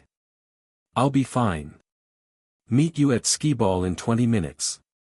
Gwen watched him go with a mixture of exasperation and concern. Since finding the Omnitrix, she'd been the center of attention, both wanted and unwanted. She sometimes forgot that Ben might feel sidelined by it all. After collecting tickets from several skee-ball games, Gwen checked her watch. 25 minutes had passed, and no sign of Ben. Annoyed, she went looking for him, eventually finding him and Kevin huddled over a pinball machine that had been partially disassembled. And if you bypass this circuit here, Kevin was saying, the machine thinks you've got unlimited balls. Isn't that cheating? Ben asked, though he was watching with fascination as Kevin manipulated the machine's wiring. It's upgrading, Kevin corrected with a grin. Nobody gets hurt, and we get free games. Win-win. Except for the arcade owner, Gwen interjected, crossing her arms. Kevin looked up, seemingly unsurprised by her appearance. Well, if it isn't the fun police. Ben, it's almost 5, Gwen said, ignoring Kevin. Grandpa will be waiting. Ben looked genuinely torn. Just 5 more minutes. Kevin's showing me how to mod the power distribution in these old machines. So you can cheat at games. So I can understand how they work, Ben countered. It's educational. Kevin smirked at Gwen. Yeah, it's educational. Something in his tone made Gwen's skin crawl. Before she could respond, a sharp pain lanced through her left wrist. She gasped, looking down to see the Omnitrix glowing brightly. Gwen. Ben's amusement vanished instantly. What's wrong? The watch, she whispered, clutching her wrist. Something's happening. Another wave of pain hit her, stronger this time. The Omnitrix's face was spinning rapidly, cycling through alien silhouettes faster than she could track.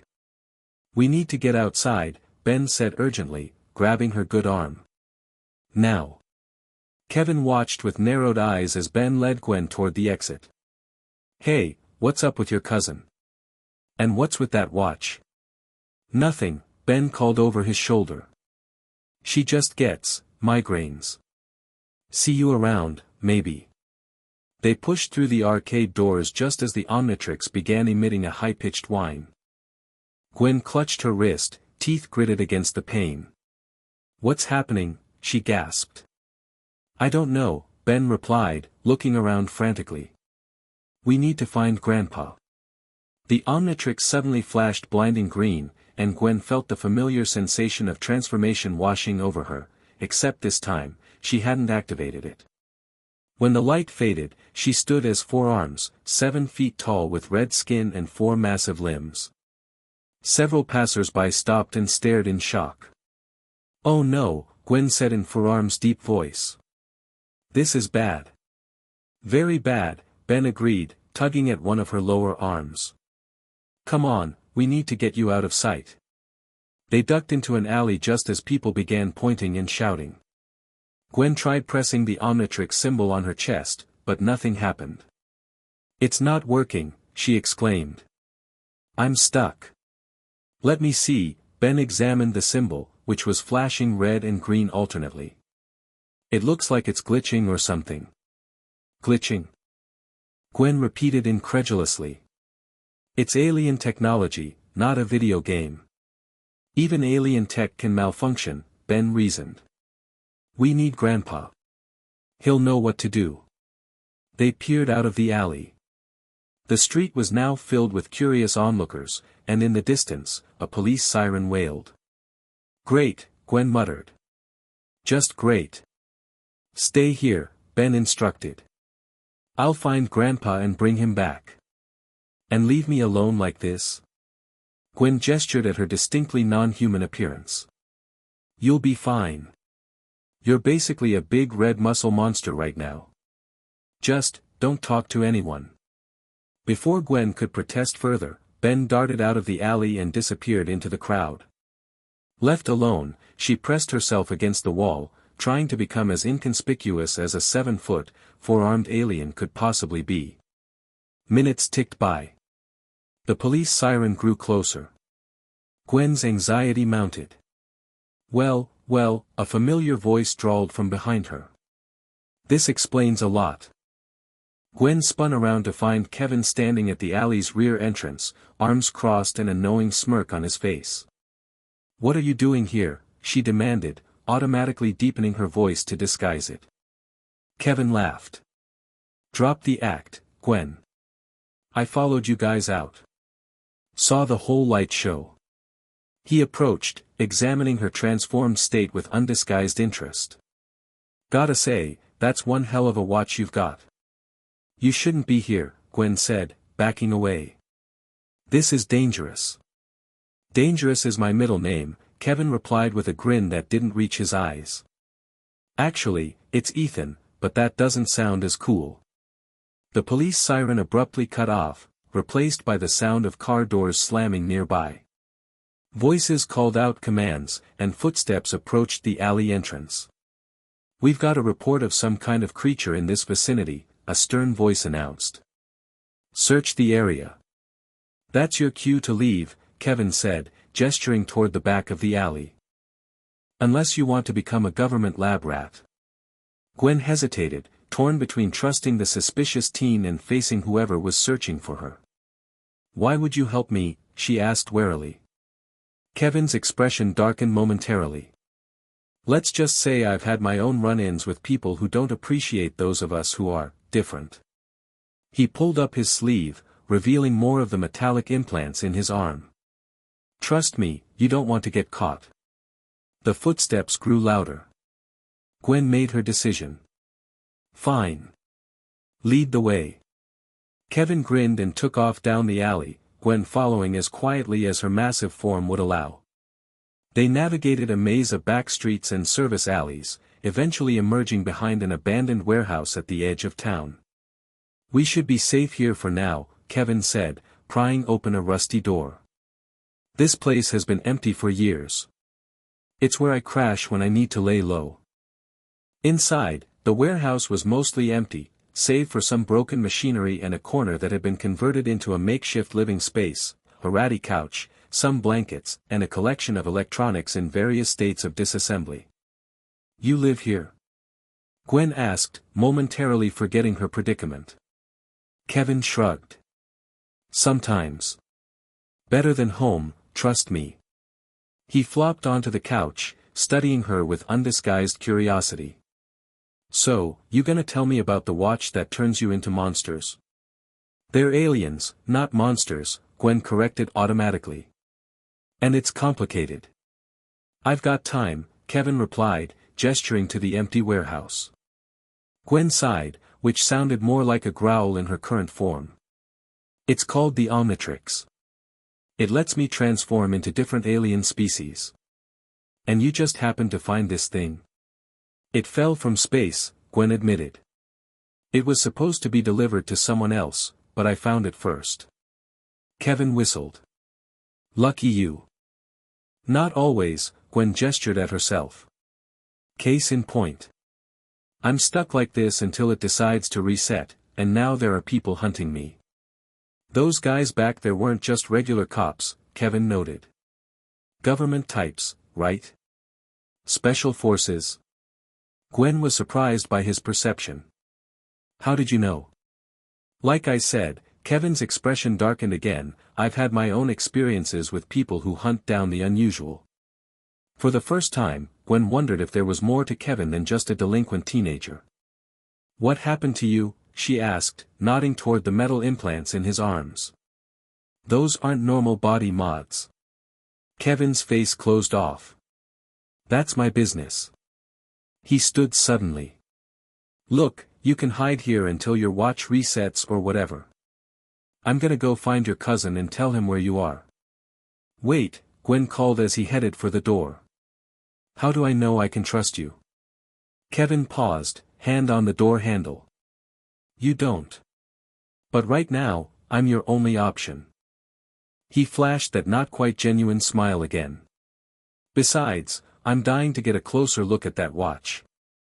After he left, Gwen paced the warehouse anxiously. Something about Kevin made her uneasy, but he'd helped her escape when he could have just as easily turned her in. And if he could find Ben and Grandpa Max? The Omnitrix symbol on her chest continued to flash erratically. Whatever malfunction had occurred, it showed no signs of resolving itself. Nearly an hour passed before the warehouse door creaked open again. Gwen tensed, ready for a fight, but relaxed when she saw Ben's familiar face peek through. "Gwen. You in here?" he called softly. "Over here," she replied with relief. "Did you find Grandpa?" Ben entered alone, closing the door behind him. "Not yet. The hardware store was empty when I got there. But I ran into Kevin, and he told me where to find you." "Where is he now?" "Said he was going to keep looking for Grandpa," Ben explained, examining her still transformed state. "Still stuck, huh?" "Yeah," Gwen confirmed unhappily. "The Omnitrix has never glitched like this before." Ben circled her, studying the device embedded in her chest. "Maybe it's a power surge or something. Like when too much electricity makes electronics go haywire." "Maybe," Gwen conceded. "But what could have caused it?" Ben's face lit up with sudden realization. "The arcade. All those electronic games in one place, maybe they created some kind of interference." "That actually makes sense," Gwen admitted, surprised by her cousin's insight. "But how does that help me change back?" "Well, if it's like other electronics," Ben reasoned, "maybe we just need to reset it somehow." "I already tried pressing the symbol," Gwen reminded him. "It didn't work." "No, I mean like a hard reset. Like when a computer freezes and you have to hold down the power button." Gwen considered this. It could work. Or it could make things worse. "Got any better ideas?" Ben challenged. Before Gwen could respond, the warehouse door burst open. Both kids turned, expecting Kevin or Grandpa Max, but instead, 4 men in black tactical gear stormed in, weapons raised. "Target acquired," one of them announced into a radio. "Proceeding with capture." "Run!" Ben shouted, grabbing a piece of broken machinery and hurling it at the intruders. Gwen didn't need to be told twice. Using forearms' enhanced strength, she smashed through the warehouse's rear wall, creating an escape route. Ben sprinted after her as the men opened fire, not with bullets, but with some kind of electric nets that expanded in midair. They ran through an industrial area, ducking between buildings and machinery. Forearms' bulk made stealth impossible, but her strength and speed gave them an advantage, at least temporarily. "Who are those guys?" Ben gasped as they paused behind a large storage tank. "Government agents, I think," Gwen replied. "Kevin said they weren't regular police." "Since when do you trust Kevin?" Ben asked, then immediately waved off the question. "Never mind. We need to find Grandpa. First we need to fix this," Gwen pointed at the still malfunctioning Omnitrix. "I can't exactly blend in like this." Ben examined the symbol again. "Okay, let's try my hard reset idea. Press and hold the center of the symbol as hard as you can." Gwen pressed her massive index finger against the Omnitrix. Nothing happened. "Harder," Ben urged. "Like you're really trying to push it through your chest." Gwen applied more pressure. The flashing between red and green seemed to accelerate. "It's doing something," Ben exclaimed. "Keep going." Gritting her teeth, Gwen pushed with all her strength. Suddenly, a painful shock ran through her body, causing her to cry out. The Omnitrix emitted a high-pitched whine, then a burst of green light, and Gwen was human again, collapsed on the ground with the Omnitrix now solid red on her wrist. It worked. Ben helped her up, grinning triumphantly. "See? Sometimes brute force is the answer." "For once," Gwen admitted, unsteady on her feet, "you might be right." Their celebration was short-lived.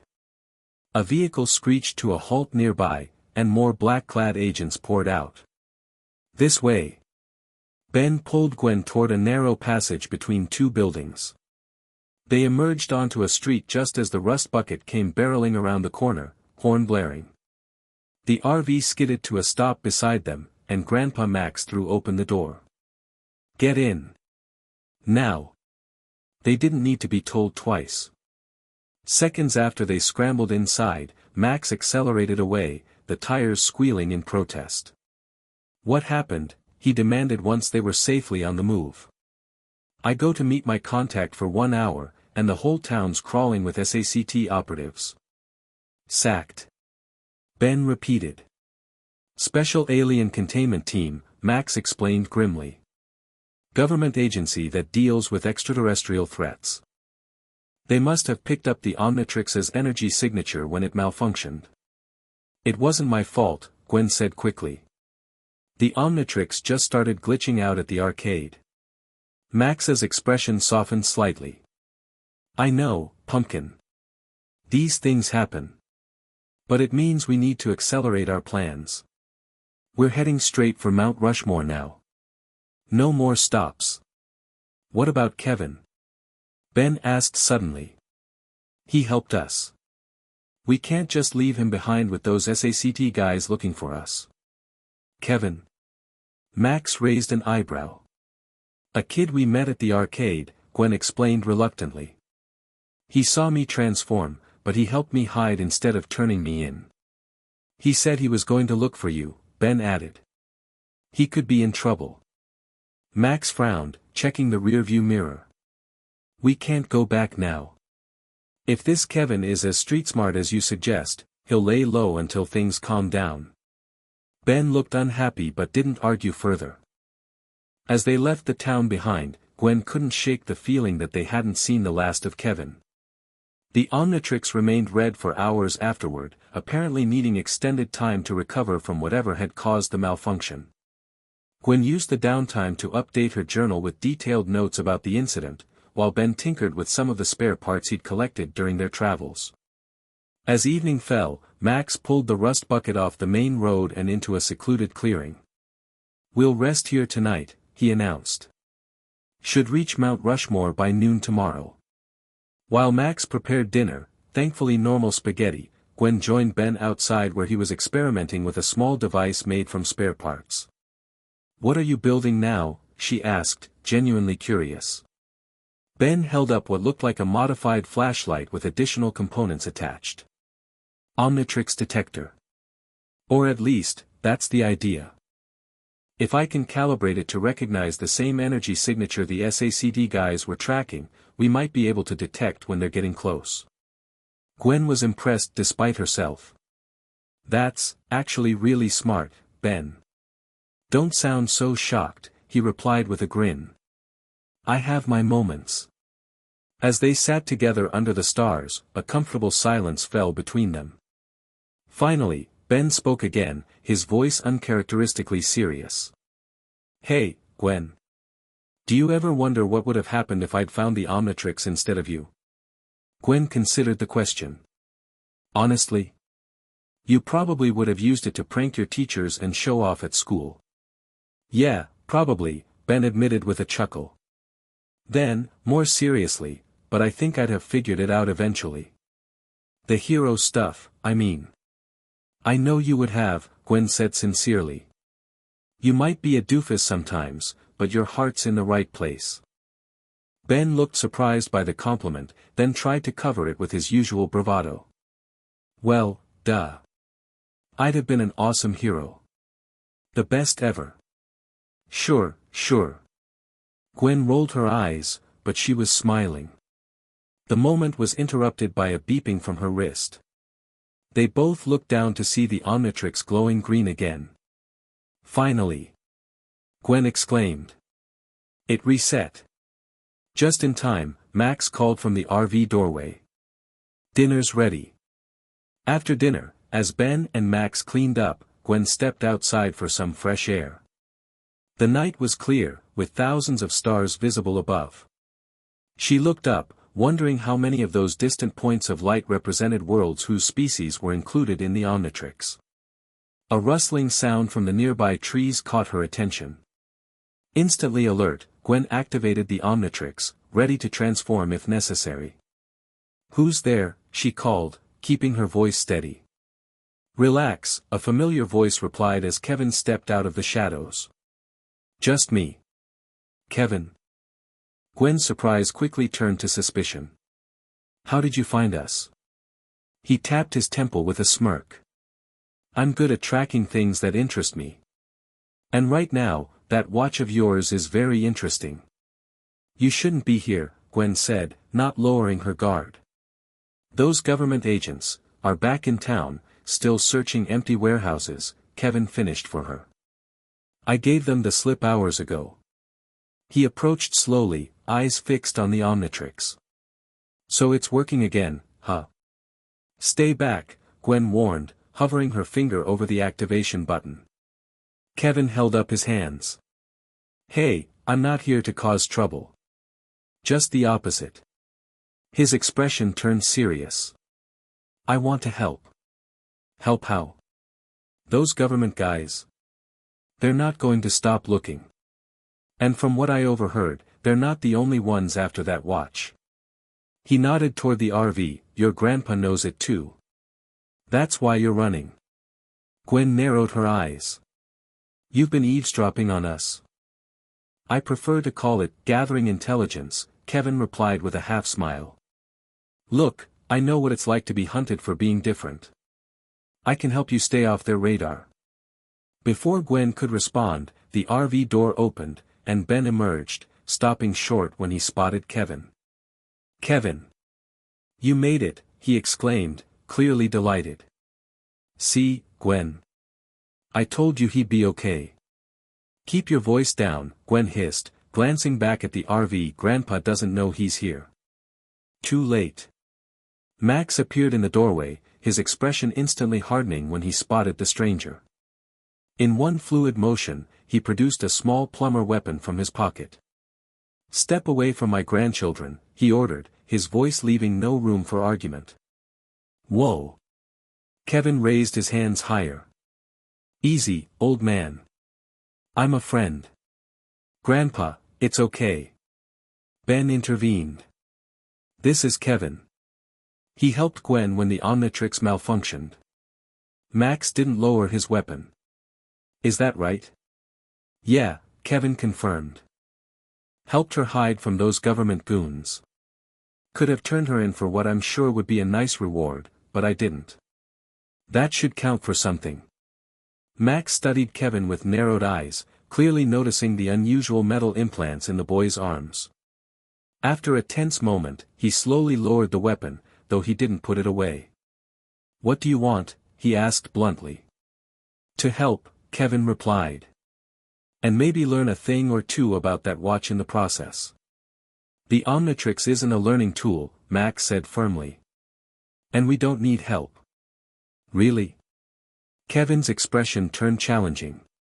"Because from where I'm standing, you've got government agents and who knows what else hunting you down. Extra backup doesn't seem like a bad idea." "Please, Grandpa," Ben pleaded. "Kevin's really good with technology. He might be able to help us understand the Omnitrix better." Max hesitated, clearly torn. Finally, he sighed. "You can stay for now. But I've got my eye on you." Kevin grinned. "Wouldn't have it any other way, sir." That night, Kevin slept in the Rust Bucket's small dinette area, converted into an extra bed. Despite Max's reservations, the teenager quickly made himself useful, helping Ben refine his Omnitrix detector and sharing information about the government agents he'd observed. "They're using some kind of energy scanner," he explained over breakfast. "Advanced stuff. Not like anything I've seen before." "Probably plumber tech," Max admitted reluctantly. "SACT has been known to appropriate our equipment when it suits them." "So they're basically alien hunters?" Ben asked through a mouthful of cereal. "Not exactly," Max replied. "They're tasked with protecting Earth from extraterrestrial threats. Problem is, they tend to classify anything alien as a threat by default. Including the Omnitrix," Gwen concluded. "Especially the Omnitrix," Max confirmed. In their eyes, it's an unauthorized alien weapon in civilian hands. They'd confiscate it in a heartbeat, and probably you along with it for study. Kevin had been watching this exchange with obvious interest. So what's the plan? This Mount Rushmore place has some kind of protection against these guys. Max gave Kevin a measured look, still clearly not trusting him fully. Something like that. After breakfast, they continued their journey toward Mount Rushmore. The mood in the rust bucket was tense, with Max constantly checking the rearview mirror and monitoring a small device that presumably tracked SACT movements. Kevin seemed to have made himself right at home, much to Gwen's annoyance and Ben's delight. The two boys spent the morning huddled over Ben's gadgets, with Kevin offering modifications and improvements. So what's your deal anyway? Gwen finally asked Kevin when Ben stepped outside during a rest stop. Those metal things in your arms, what are they? Kevin's usual smirk faltered slightly. Let's just say I've got special talents too. He ran a finger along one of the metal implants. I can absorb energy. Any kind, electrical, kinetic, whatever. These help me control it. You were born that way? Yeah, Kevin confirmed, his expression darkening. My mom was cool with it. Her new husband, not so much. Called me a freak, said I was dangerous. His face hardened. Maybe he was right. For the first time, Gwen felt a genuine connection with the strange teenager. It's not easy being different, she offered. Kevin looked at her with surprising intensity. No, it's not. But it can make you powerful. He nodded toward the Omnitrix. Like that watch of yours. It's pure power. Something in his tone made Gwen uneasy again.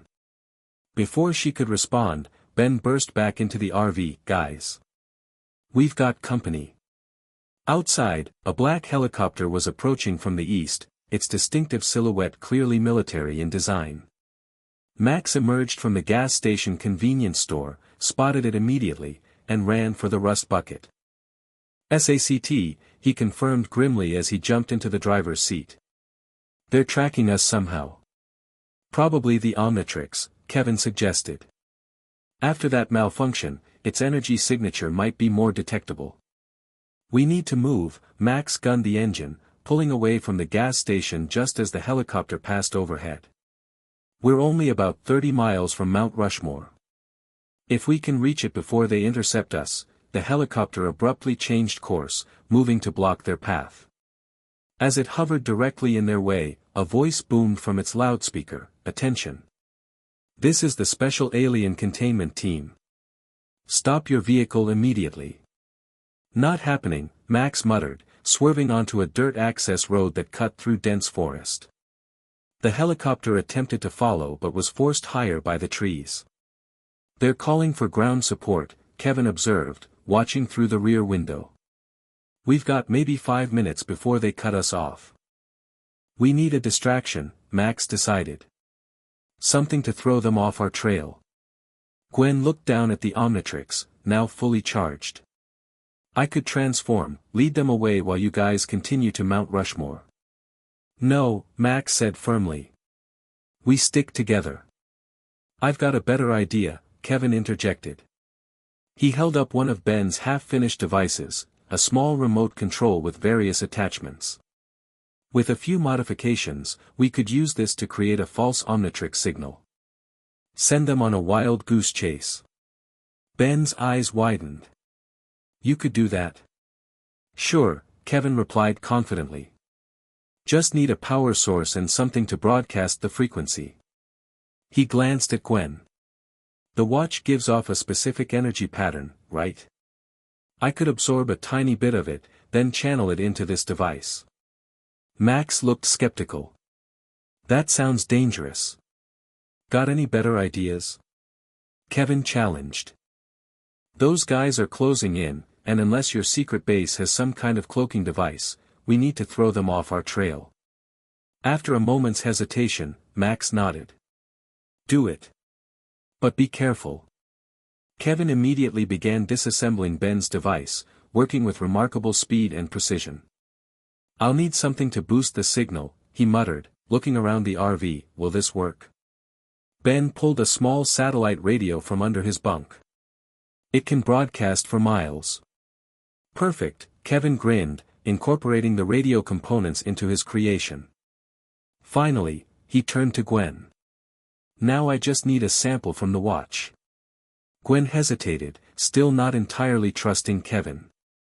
But with the sound of more helicopters approaching and Max's tense expression, she knew they had few options. Fine, she extended her wrist. But just a small amount. Trust me, Kevin assured her, placing his hand near the Omnitrix without quite touching it. This won't hurt a bit. His eyes narrowed in concentration, and Gwen felt the Omnitrix warm slightly. A faint green glow seemed to transfer from the device to Kevin's hand, flowing into the metal implants in his arm. The process lasted only seconds. Got it, Kevin announced, turning immediately to the device he'd been building. Placing his hand on it, he transferred the energy into the makeshift broadcaster. The device hummed to life, emitting a pulsing green light similar to the Omnitrix's glow. It's working! Ben exclaimed. Now we just need to plant it somewhere away from our route, Kevin explained. When they detect it, they'll think that's where the Omnitrix is. Max spotted a logging truck traveling in the opposite direction. There, he decided, pulling alongside it momentarily. Ben, can you toss it into the back of that truck? Ben grabbed the device, rolled down his window, and with a perfect throw, landed it among the stacked logs. The truck continued north while Max turned the rust bucket east, toward Mount Rushmore. Nice work, both of you, Max acknowledged, checking his tracking device. They're following the decoy.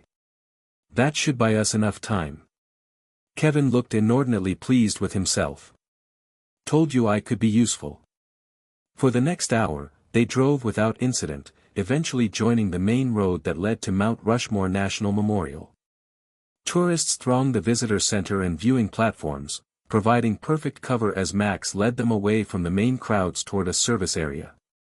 Stay close, he instructed, leading them to what appeared to be an ordinary maintenance door marked "Authorized Personnel Only." After ensuring no one was watching, Max placed his hand on a section of the wall beside the door. A hidden scanner activated, reading his palm print. The door silently slid open, revealing a sleek elevator. Whoa, Ben breathed as they entered. Secret elevator in Mount Rushmore.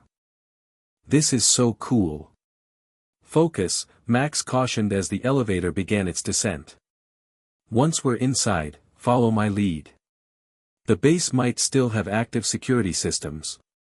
The elevator plunged deep into the mountain, finally opening onto a vast chamber hewn from the living rock.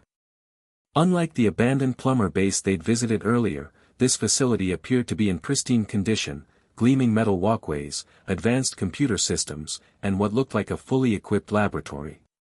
Welcome to Plumber Headquarters, Max announced. Northern Division. This is amazing, Gwen whispered, staring at the technology that far surpassed anything she'd seen on Earth. It was the main plumber base in North America for decades, Max explained, leading them further inside. Officially decommissioned 5 years ago, but some of us made sure the essential systems stayed operational. Smart, Kevin commented, eyeing the advanced technology with poorly concealed interest. Perfect fallback position. Max led them to a central control room dominated by a large circular platform. This is what we came for, he explained, activating a console. The Omnitrix analysis chamber. If anything on Earth can help us understand that device better, it's this. The platform lit up with holographic displays, scanning systems activating automatically. Place your arm in the center, Gwen, Max instructed. The system will scan the Omnitrix, tell us more about its functions and hopefully how to prevent another malfunction like yesterday's. Gwen stepped onto the platform and extended her arm as directed. A beam of blue light engulfed the Omnitrix, and complex data began flowing across the surrounding screens. Amazing, Max murmured, studying the information. According to this, the Omnitrix contains the DNA of over 10,000 different species. 10,000. Gwen repeated incredulously. But I've only unlocked what, 6 or 7. The device appears to be in some kind of limited mode, Max explained. Possibly a safety feature for new users. Kevin had moved closer to the platform, watching the analysis with undisguised fascination. Can it show what caused the malfunction? Max studied the readouts. There was an energy spike yesterday, around the time Gwen was stuck in her transformation. Not from the Omnitrix itself, but something external that interfered with its function. The arcade games? Ben suggested. Like we thought. No, Max shook his head. This was more directed. Almost like. He trailed off, his expression darkening as he turned to Kevin. Like someone was deliberately trying to access the Omnitrix's power. Kevin's face remained carefully neutral. Weird. Maybe those government guys have some kind of tech that can mess with it. Before Max could respond, an alarm blared through the facility. Red lights flashed as a computerized voice announced, "Warning, unauthorized energy signature detected." What's happening? Ben asked, looking around nervously. Max rushed to another console. Something's drawing power from the base's systems. Massive amounts of it. All eyes turned to Kevin, who stood with his hands now pressed against a power conduit. His entire body seemed to be glowing with absorbed energy, the metal implants in his arms shining bright blue. Sorry about this, he said, not sounding sorry at all. But I can't pass up an opportunity like this. Kevin. Ben's voice was small, confused. What are you doing? What I came here to do, Kevin replied coldly. Get power. Real power. His gaze fixed on the Omnitrix. Starting with that watch. He launched himself at Gwen with inhuman speed, enhanced by the energy he'd absorbed. Max fired his plumber weapon, but Kevin dodged the blast easily, reaching for Gwen's wrist. Gwen reacted instinctively, activating the Omnitrix and transforming into Diamond Head just as Kevin grabbed her. His hands contacted the crystalline form instead of the Omnitrix itself. Not what I wanted, Kevin growled. But this will do for now. To Gwen's horror, Kevin began absorbing energy directly from her transformed state. His body changed before their eyes, partially crystallizing to match Diamond Head's composition. Pain shot through Gwen as she felt her power being drained. Ben tackled Kevin from behind, breaking his connection with Gwen. Leave her alone. Kevin threw Ben off effortlessly, his partially crystallized arm forming into a blade similar to Diamond Head's. Stay out of my way, Tennyson. I liked you, but this isn't personal. It's survival. You used us, Ben accused, scrambling back to his feet. Pretended to be our friend. I helped you, you helped me, Kevin shrugged. Fair trade. He turned back to Gwen. Now, about that watch. Max fired again, this time hitting Kevin squarely in the chest. The energy blast dissipated harmlessly against his crystalline armor. Thanks for the boost, old man, Kevin smirked. But I need more than that. He lunged at Gwen again, who defended herself with crystal projectiles from her arms. Kevin absorbed the impact, growing stronger with each attack. Don't you get it? He taunted. Everything you throw at me just makes me more powerful. Realizing her mistake, Gwen changed tactics, transforming into XLR-8. Using her enhanced speed, she circled Kevin, creating a vortex that lifted him off his feet. Ben. Grandpa. Get to the elevator, she called, her voice distorted by velocity. Not without you. Ben shouted back. Kevin recovered quickly, absorbing kinetic energy from the vortex itself. His body began to shift again, taking on aspects of XLR-8's form, sleek, built for speed. When he moved now, he was nearly as fast as Gwen. This just keeps getting better. Kevin laughed, intercepting her mid-sprint and sending her crashing into a computer bank. The impact triggered the Omnitrix's timeout, reverting Gwen to human form. Kevin stood over her, his body now a disturbing hybrid of human, Diamondhead, and XLR-8. Finally, he reached for the Omnitrix. Let's see what happens when I absorb the source directly. Before he could touch it, a massive explosion rocked the far side of the facility. Through the smoke emerged a towering figure in mechanized armor. Tetrax! Max exclaimed with obvious relief. The newcomer, Tetrax, spoke in a deep, gravelly voice. "Sorry I'm late, Tennyson. Your distress signal took time to reach me." Kevin turned to face this new threat, clearly annoyed by the interruption. "Who the hell are you supposed to be?" "Someone who protects the Omnitrix from those who would misuse it," Tetrax replied, raising an arm that transformed into a formidable weapon. "Step away from the girl." Kevin laughed. "Make me." The ensuing battle was brief but intense. Tetrax's experience quickly overwhelmed Kevin despite his absorbed powers. After being slammed repeatedly into the facility's reinforced walls, Kevin realized he was outmatched. "This isn't over," he snarled, retreating toward a power conduit. With a final surge of absorbed energy, he blasted a hole through the base's outer wall and disappeared into the resulting tunnel.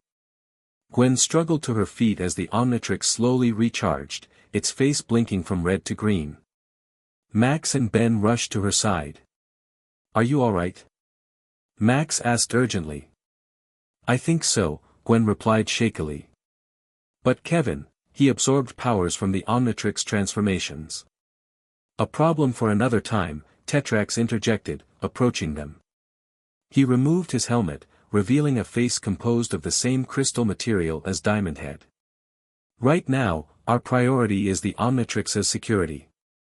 "You're a Petrosapien," Gwen realized. "Like Diamondhead." Tetrax nodded. "I am Tetrax Shard, retrieval specialist. I was sent to find the Omnitrix after its transport ship was attacked."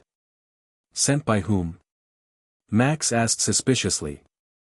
"Azimuth," Tetrax replied. "The creator of the Omnitrix.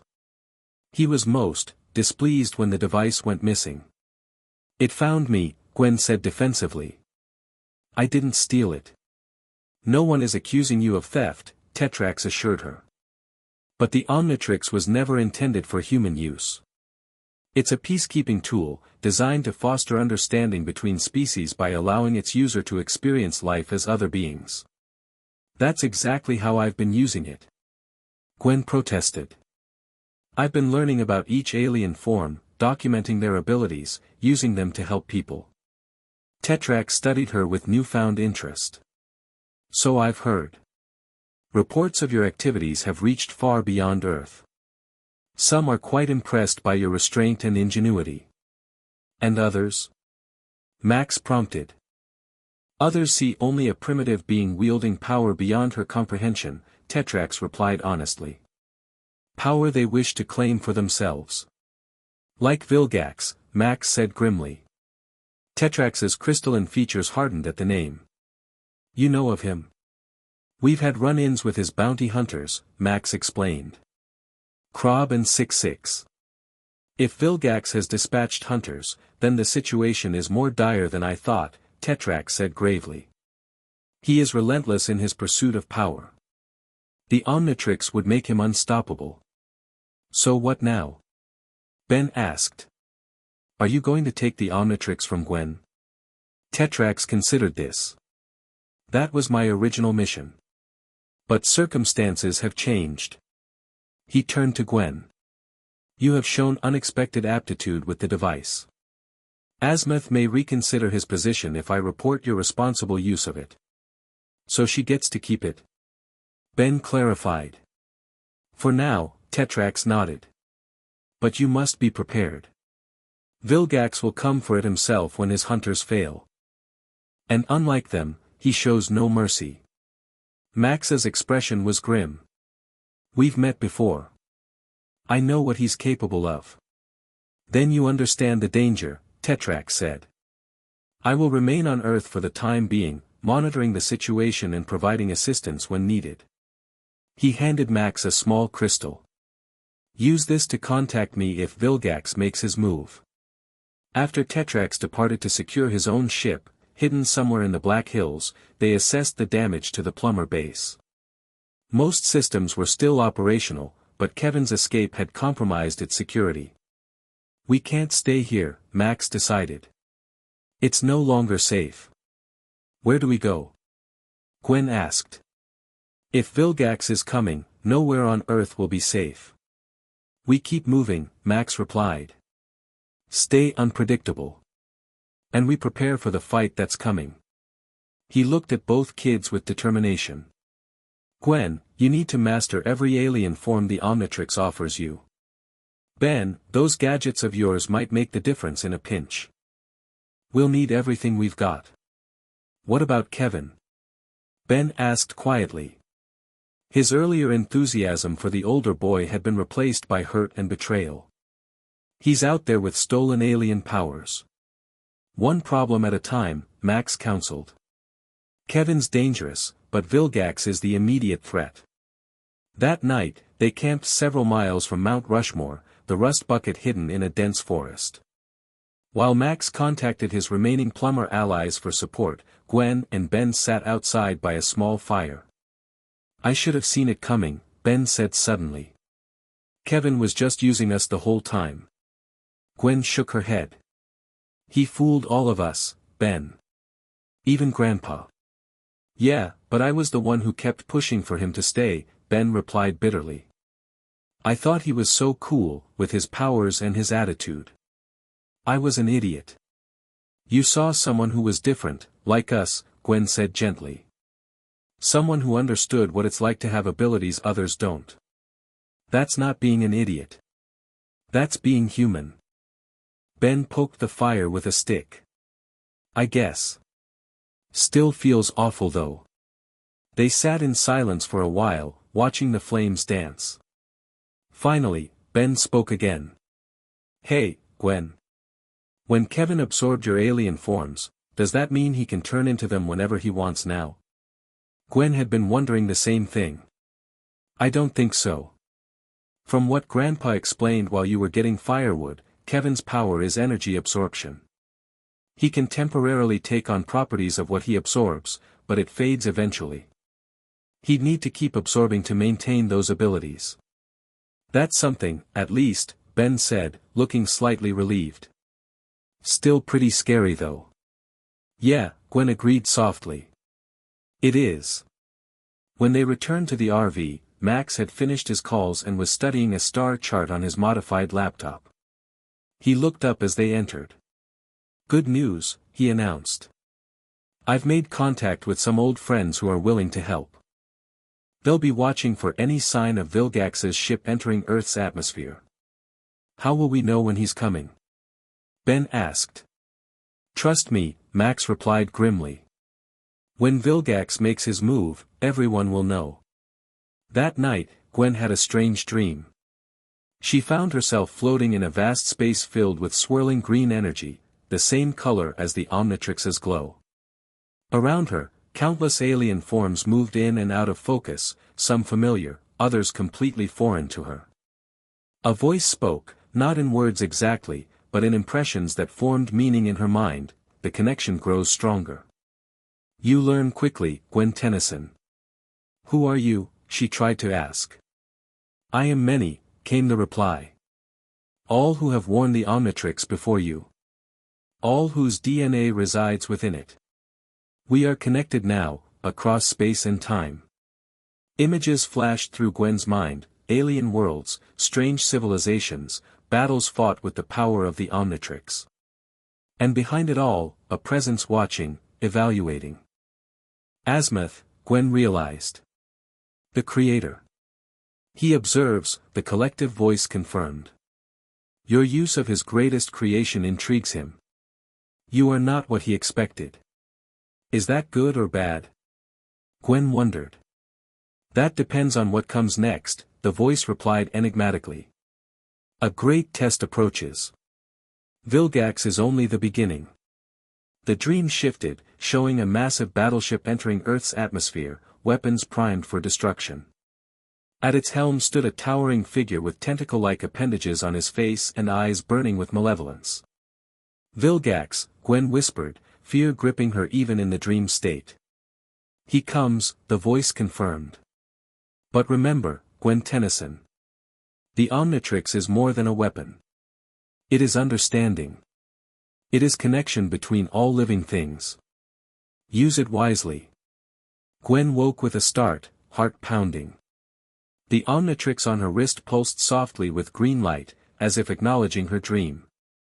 She stared at it, wondering if it had somehow facilitated the strange vision, a connection to past users, to the aliens whose DNA it contained. Before she could consider it further, an alarm blared from the RV's dashboard. Max was instantly awake, moving to the front console. "What is it, Grandpa?" Gwen asked, Ben stirring groggily in his bunk. Max's face was illuminated by the red warning lights of his scanner. Multiple ships entering Earth's atmosphere. And energy signatures consistent with, a tremendous explosion shook the rust bucket before he could finish. Outside, the night sky lit up as if dawn had come early. "They're here," Max said grimly. 6-6 and Krob. But upgraded, more powerful than before. How? Ben asked, now fully awake. "We beat them last time. They've been enhanced," Max explained, starting the RV's engine. "Probably by Vilgax himself. He doesn't tolerate failure." Through the windshield, they could see two figures descending from the sky, one in mechanized armor that resembled Krob's but far more imposing, the other a sleeker, deadlier version of 6-6 with multiple weapons extending from a hovering platform. "We need to move," Max gunned the engine, the rust bucket lurching forward as the bounty hunters landed in front of them. "Hold on tight." He swerved around the hunters, narrowly avoiding an energy blast that scorched the ground where they had been parked. The RV fishtailed onto the main road, accelerating rapidly. "They're following." Ben called from the rear window. "And they're fast." Gwen activated the Omnitrix, cycling through available transformations. "Which alien should I use?" "None yet," Max advised, pushing the RV to its limits. "We need to get to open ground, away from civilians. Then we make our stand." "Our stand?" Ben repeated nervously.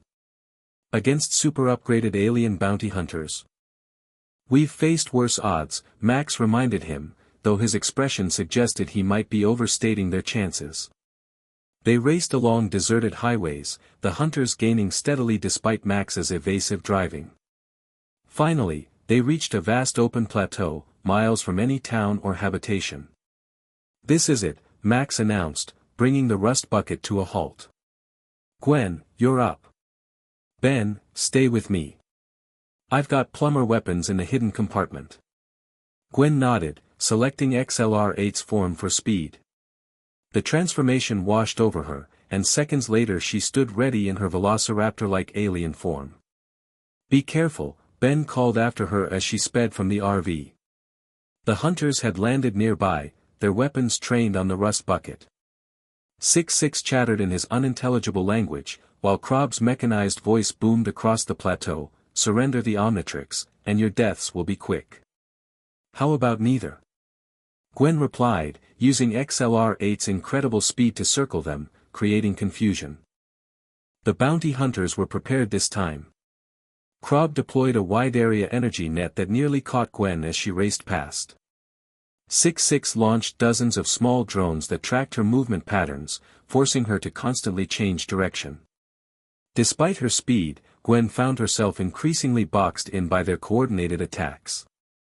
She needed to change tactics, and forms. As a drone nearly caught her, she slapped the Omnitrix symbol on her chest, transforming mid-run into Heat Blast. The pursuing drones couldn't adjust in time, flying straight into her fiery form and melting instantly. "My turn," she announced, launching waves of fire at both hunters. Krob's new armor seemed resistant to heat, while 6-6 deployed an energy shield that deflected the flames. They advanced steadily, their weapons still focused primarily on capturing rather than killing. They wanted the Omnitrix intact, after all. From the rust bucket, Ben and Max provided covering fire with plumber weapons, but even these advanced tools seemed to barely slow the enhanced hunters. This isn't working, Gwen realized as another net nearly ensnared her. She needed a form with more raw power. Transforming again, she became 4 arms, using her enhanced strength to tear up chunks of earth and hurl them at the hunters. One massive boulder struck 6-6 directly, sending him crashing to the ground. Before she could capitalize on this advantage, Krob flanked her, his massive claw clamping around her waist.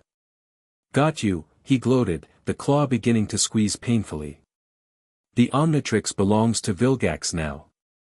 "I don't think so," came a voice from behind them. To everyone's surprise, Tetrax appeared, launching crystal projectiles that forced Krob to release Gwen. The Petrosapian bounty hunter moved with incredible speed, his crystalline body reflecting the morning sunlight as he engaged both enemy hunters simultaneously. "Transform again," he called to Gwen. "Keep them off balance." Gwen nodded, cycling to Diamond Head to match Tetrax's form. Together, the two Petrosapians fought the enhanced hunters in a spectacular display of crystal manipulation and combat skill. Ben, watching from the rust bucket, suddenly had an idea. "Grandpa.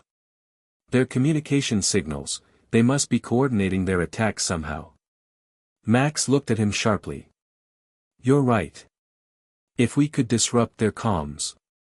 "I think I can," Ben said, already digging through his collection of gadgets. "Remember the signal broadcaster we used to fool the SACT agents? I can reverse it, create interference instead." While Gwen and Tetrax battled the hunters, Ben worked frantically to modify his device, using parts from Max's plumber equipment to boost its power.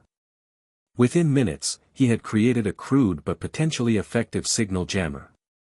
"It's ready," he announced. "But I need to get closer for it to work." Max looked out at the battle raging just yards away. "Too dangerous, Ben." "We don't have a choice," Ben insisted. "Gwen and Tetrax are getting worn down. Those hunters are too coordinated." Before Max could stop him, Ben darted from the RV, keeping low as he circled behind the battle. Max provided covering fire, drawing attention away from his grandson. Gwen, now transformed into Wildmutt, a feral, orange-furred alien with no eyes but enhanced senses, noticed Ben's approach but carefully didn't react, not wanting to give away his position to the hunters. Ben reached a large boulder about 20 feet from the battle. Setting up his device, he activated it with a silent prayer that it would work. The effect was immediate and dramatic. 6-6 clutched at his helmet, his unintelligible language dissolving into static-filled screeches. Krob's movements became erratic, his targeting systems clearly compromised. "It's working!" Ben shouted triumphantly.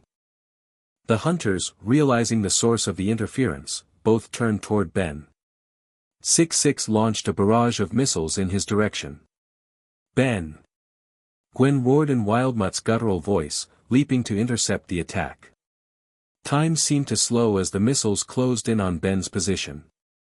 Gwen knew she wouldn't reach him in time. In desperation, she slapped the Omnitrix symbol on her shoulder, hoping for a form that could help. The green light of transformation enveloped her, revealing a new alien she'd never used before, a ghost-like being with a single eye, tentacle-like appendages, and the ability to phase through solid matter. Acting on instinct, Gwen, now Ghost Freak, shot forward with supernatural speed, passing through the missiles without harm and reaching Ben just as they hit. She grabbed him, turning both of them intangible as the explosion tore through the air around them. When the dust settled, both were unharmed, though Ben looked distinctly unsettled by his first experience with intangibility. "That was weird," he managed, shaking off the sensation. "But thanks." "Thank me by getting back to the RV," Ghost Freak replied, her voice eerie and echoing in this form. "Your jammer worked. Now let us finish this." With the hunters' coordination disrupted, Tetrax pressed the advantage. His experience fighting alongside the transformed Gwen proved devastating against the now disorganized bounty hunters. Within minutes, both Krob and 6-6 were subdued, their enhanced systems offline. "What do we do with them now?" Gwen asked, reverting to human form as the Omnitrix timed out. I'll take them into custody, Tetrax replied, securing the hunters with crystal restraints. My ship has containment facilities designed for beings like these. Max approached, helping a slightly shell-shocked Ben. That was too close, he said gravely. And if these were just the advanced scouts? He didn't need to finish the thought. If Vilgax's hunters had been enhanced to this degree, Vilgax himself would be even more formidable. We need to prepare, Tetrax agreed. Vilgax won't be far behind his hunters. When he discovers they've failed again. He left the implications hanging. As dawn broke fully over the plateau, they helped Tetrax load the captured hunters onto his ship, hidden nearby under a cloaking field. Before departing, the Petrosapian bounty hunter turned to Gwen. You're learning quickly, he observed. But Vilgax has conquered worlds with his bare hands. You'll need more than what you've shown today to defeat him. I know, Gwen replied solemnly. But I won't be fighting alone. She glanced at Ben and Grandpa Max, both tired but determined. Whatever came next, they would face it together. As Tetrax's ship rose into the morning sky, Max's plumber communicator suddenly activated. The message was brief but chilling. Massive ship detected entering Earth's atmosphere. Configuration matches known Vilgax vessel. Estimated arrival, 6 hours. They exchanged grim looks. The final confrontation was approaching faster than any of them had anticipated. Back to the rust bucket, Max ordered. We need to make one final preparation before Vilgax arrives. As they drove away from the battlefield, Ben noticed Gwen staring at the Omnitrix with a troubled expression. You okay? He asked quietly. I had a dream last night, she replied. About the Omnitrix. About past users. It felt so real, Ben. Like they were trying to tell me something important. What? Gwen looked up, her expression resolute despite her exhaustion. That the Omnitrix isn't just a weapon or a tool. It's a connection. A bridge between species. She gazed out the window at the rising sun. And I think that's the key to defeating Vilgax. Not just raw power, but understanding. Ben nodded slowly, processing this. Then, with a hint of his usual humor, but raw power would help too, right? Despite everything, Gwen found herself smiling. Definitely. All the raw power we can get. The rust bucket sped down the highway as the first reports of a strange object in Earth's atmosphere began appearing on the radio. Behind them, the rising sun glinted off something massive entering the upper atmosphere, a battleship larger than anything Earth had ever encountered, its weapons primed and its master eager to claim the prize he had sought across galaxies. Vilgax had arrived. In the warehouse where he had taken refuge after fleeing the plumber base, Kevin Levin watched the sky with narrowed eyes. The powers he had absorbed from Gwen's transformation still coursed through him, though weaker now. He would need more energy soon. As Vilgax's ship became visible even to human eyes, Kevin smiled. Chaos meant opportunity. And opportunity was exactly what he needed. Showtime, he muttered, his arm briefly crystallizing in anticipation. The end. Thank you for watching this video. Please be sure to subscribe to our channel and like this video.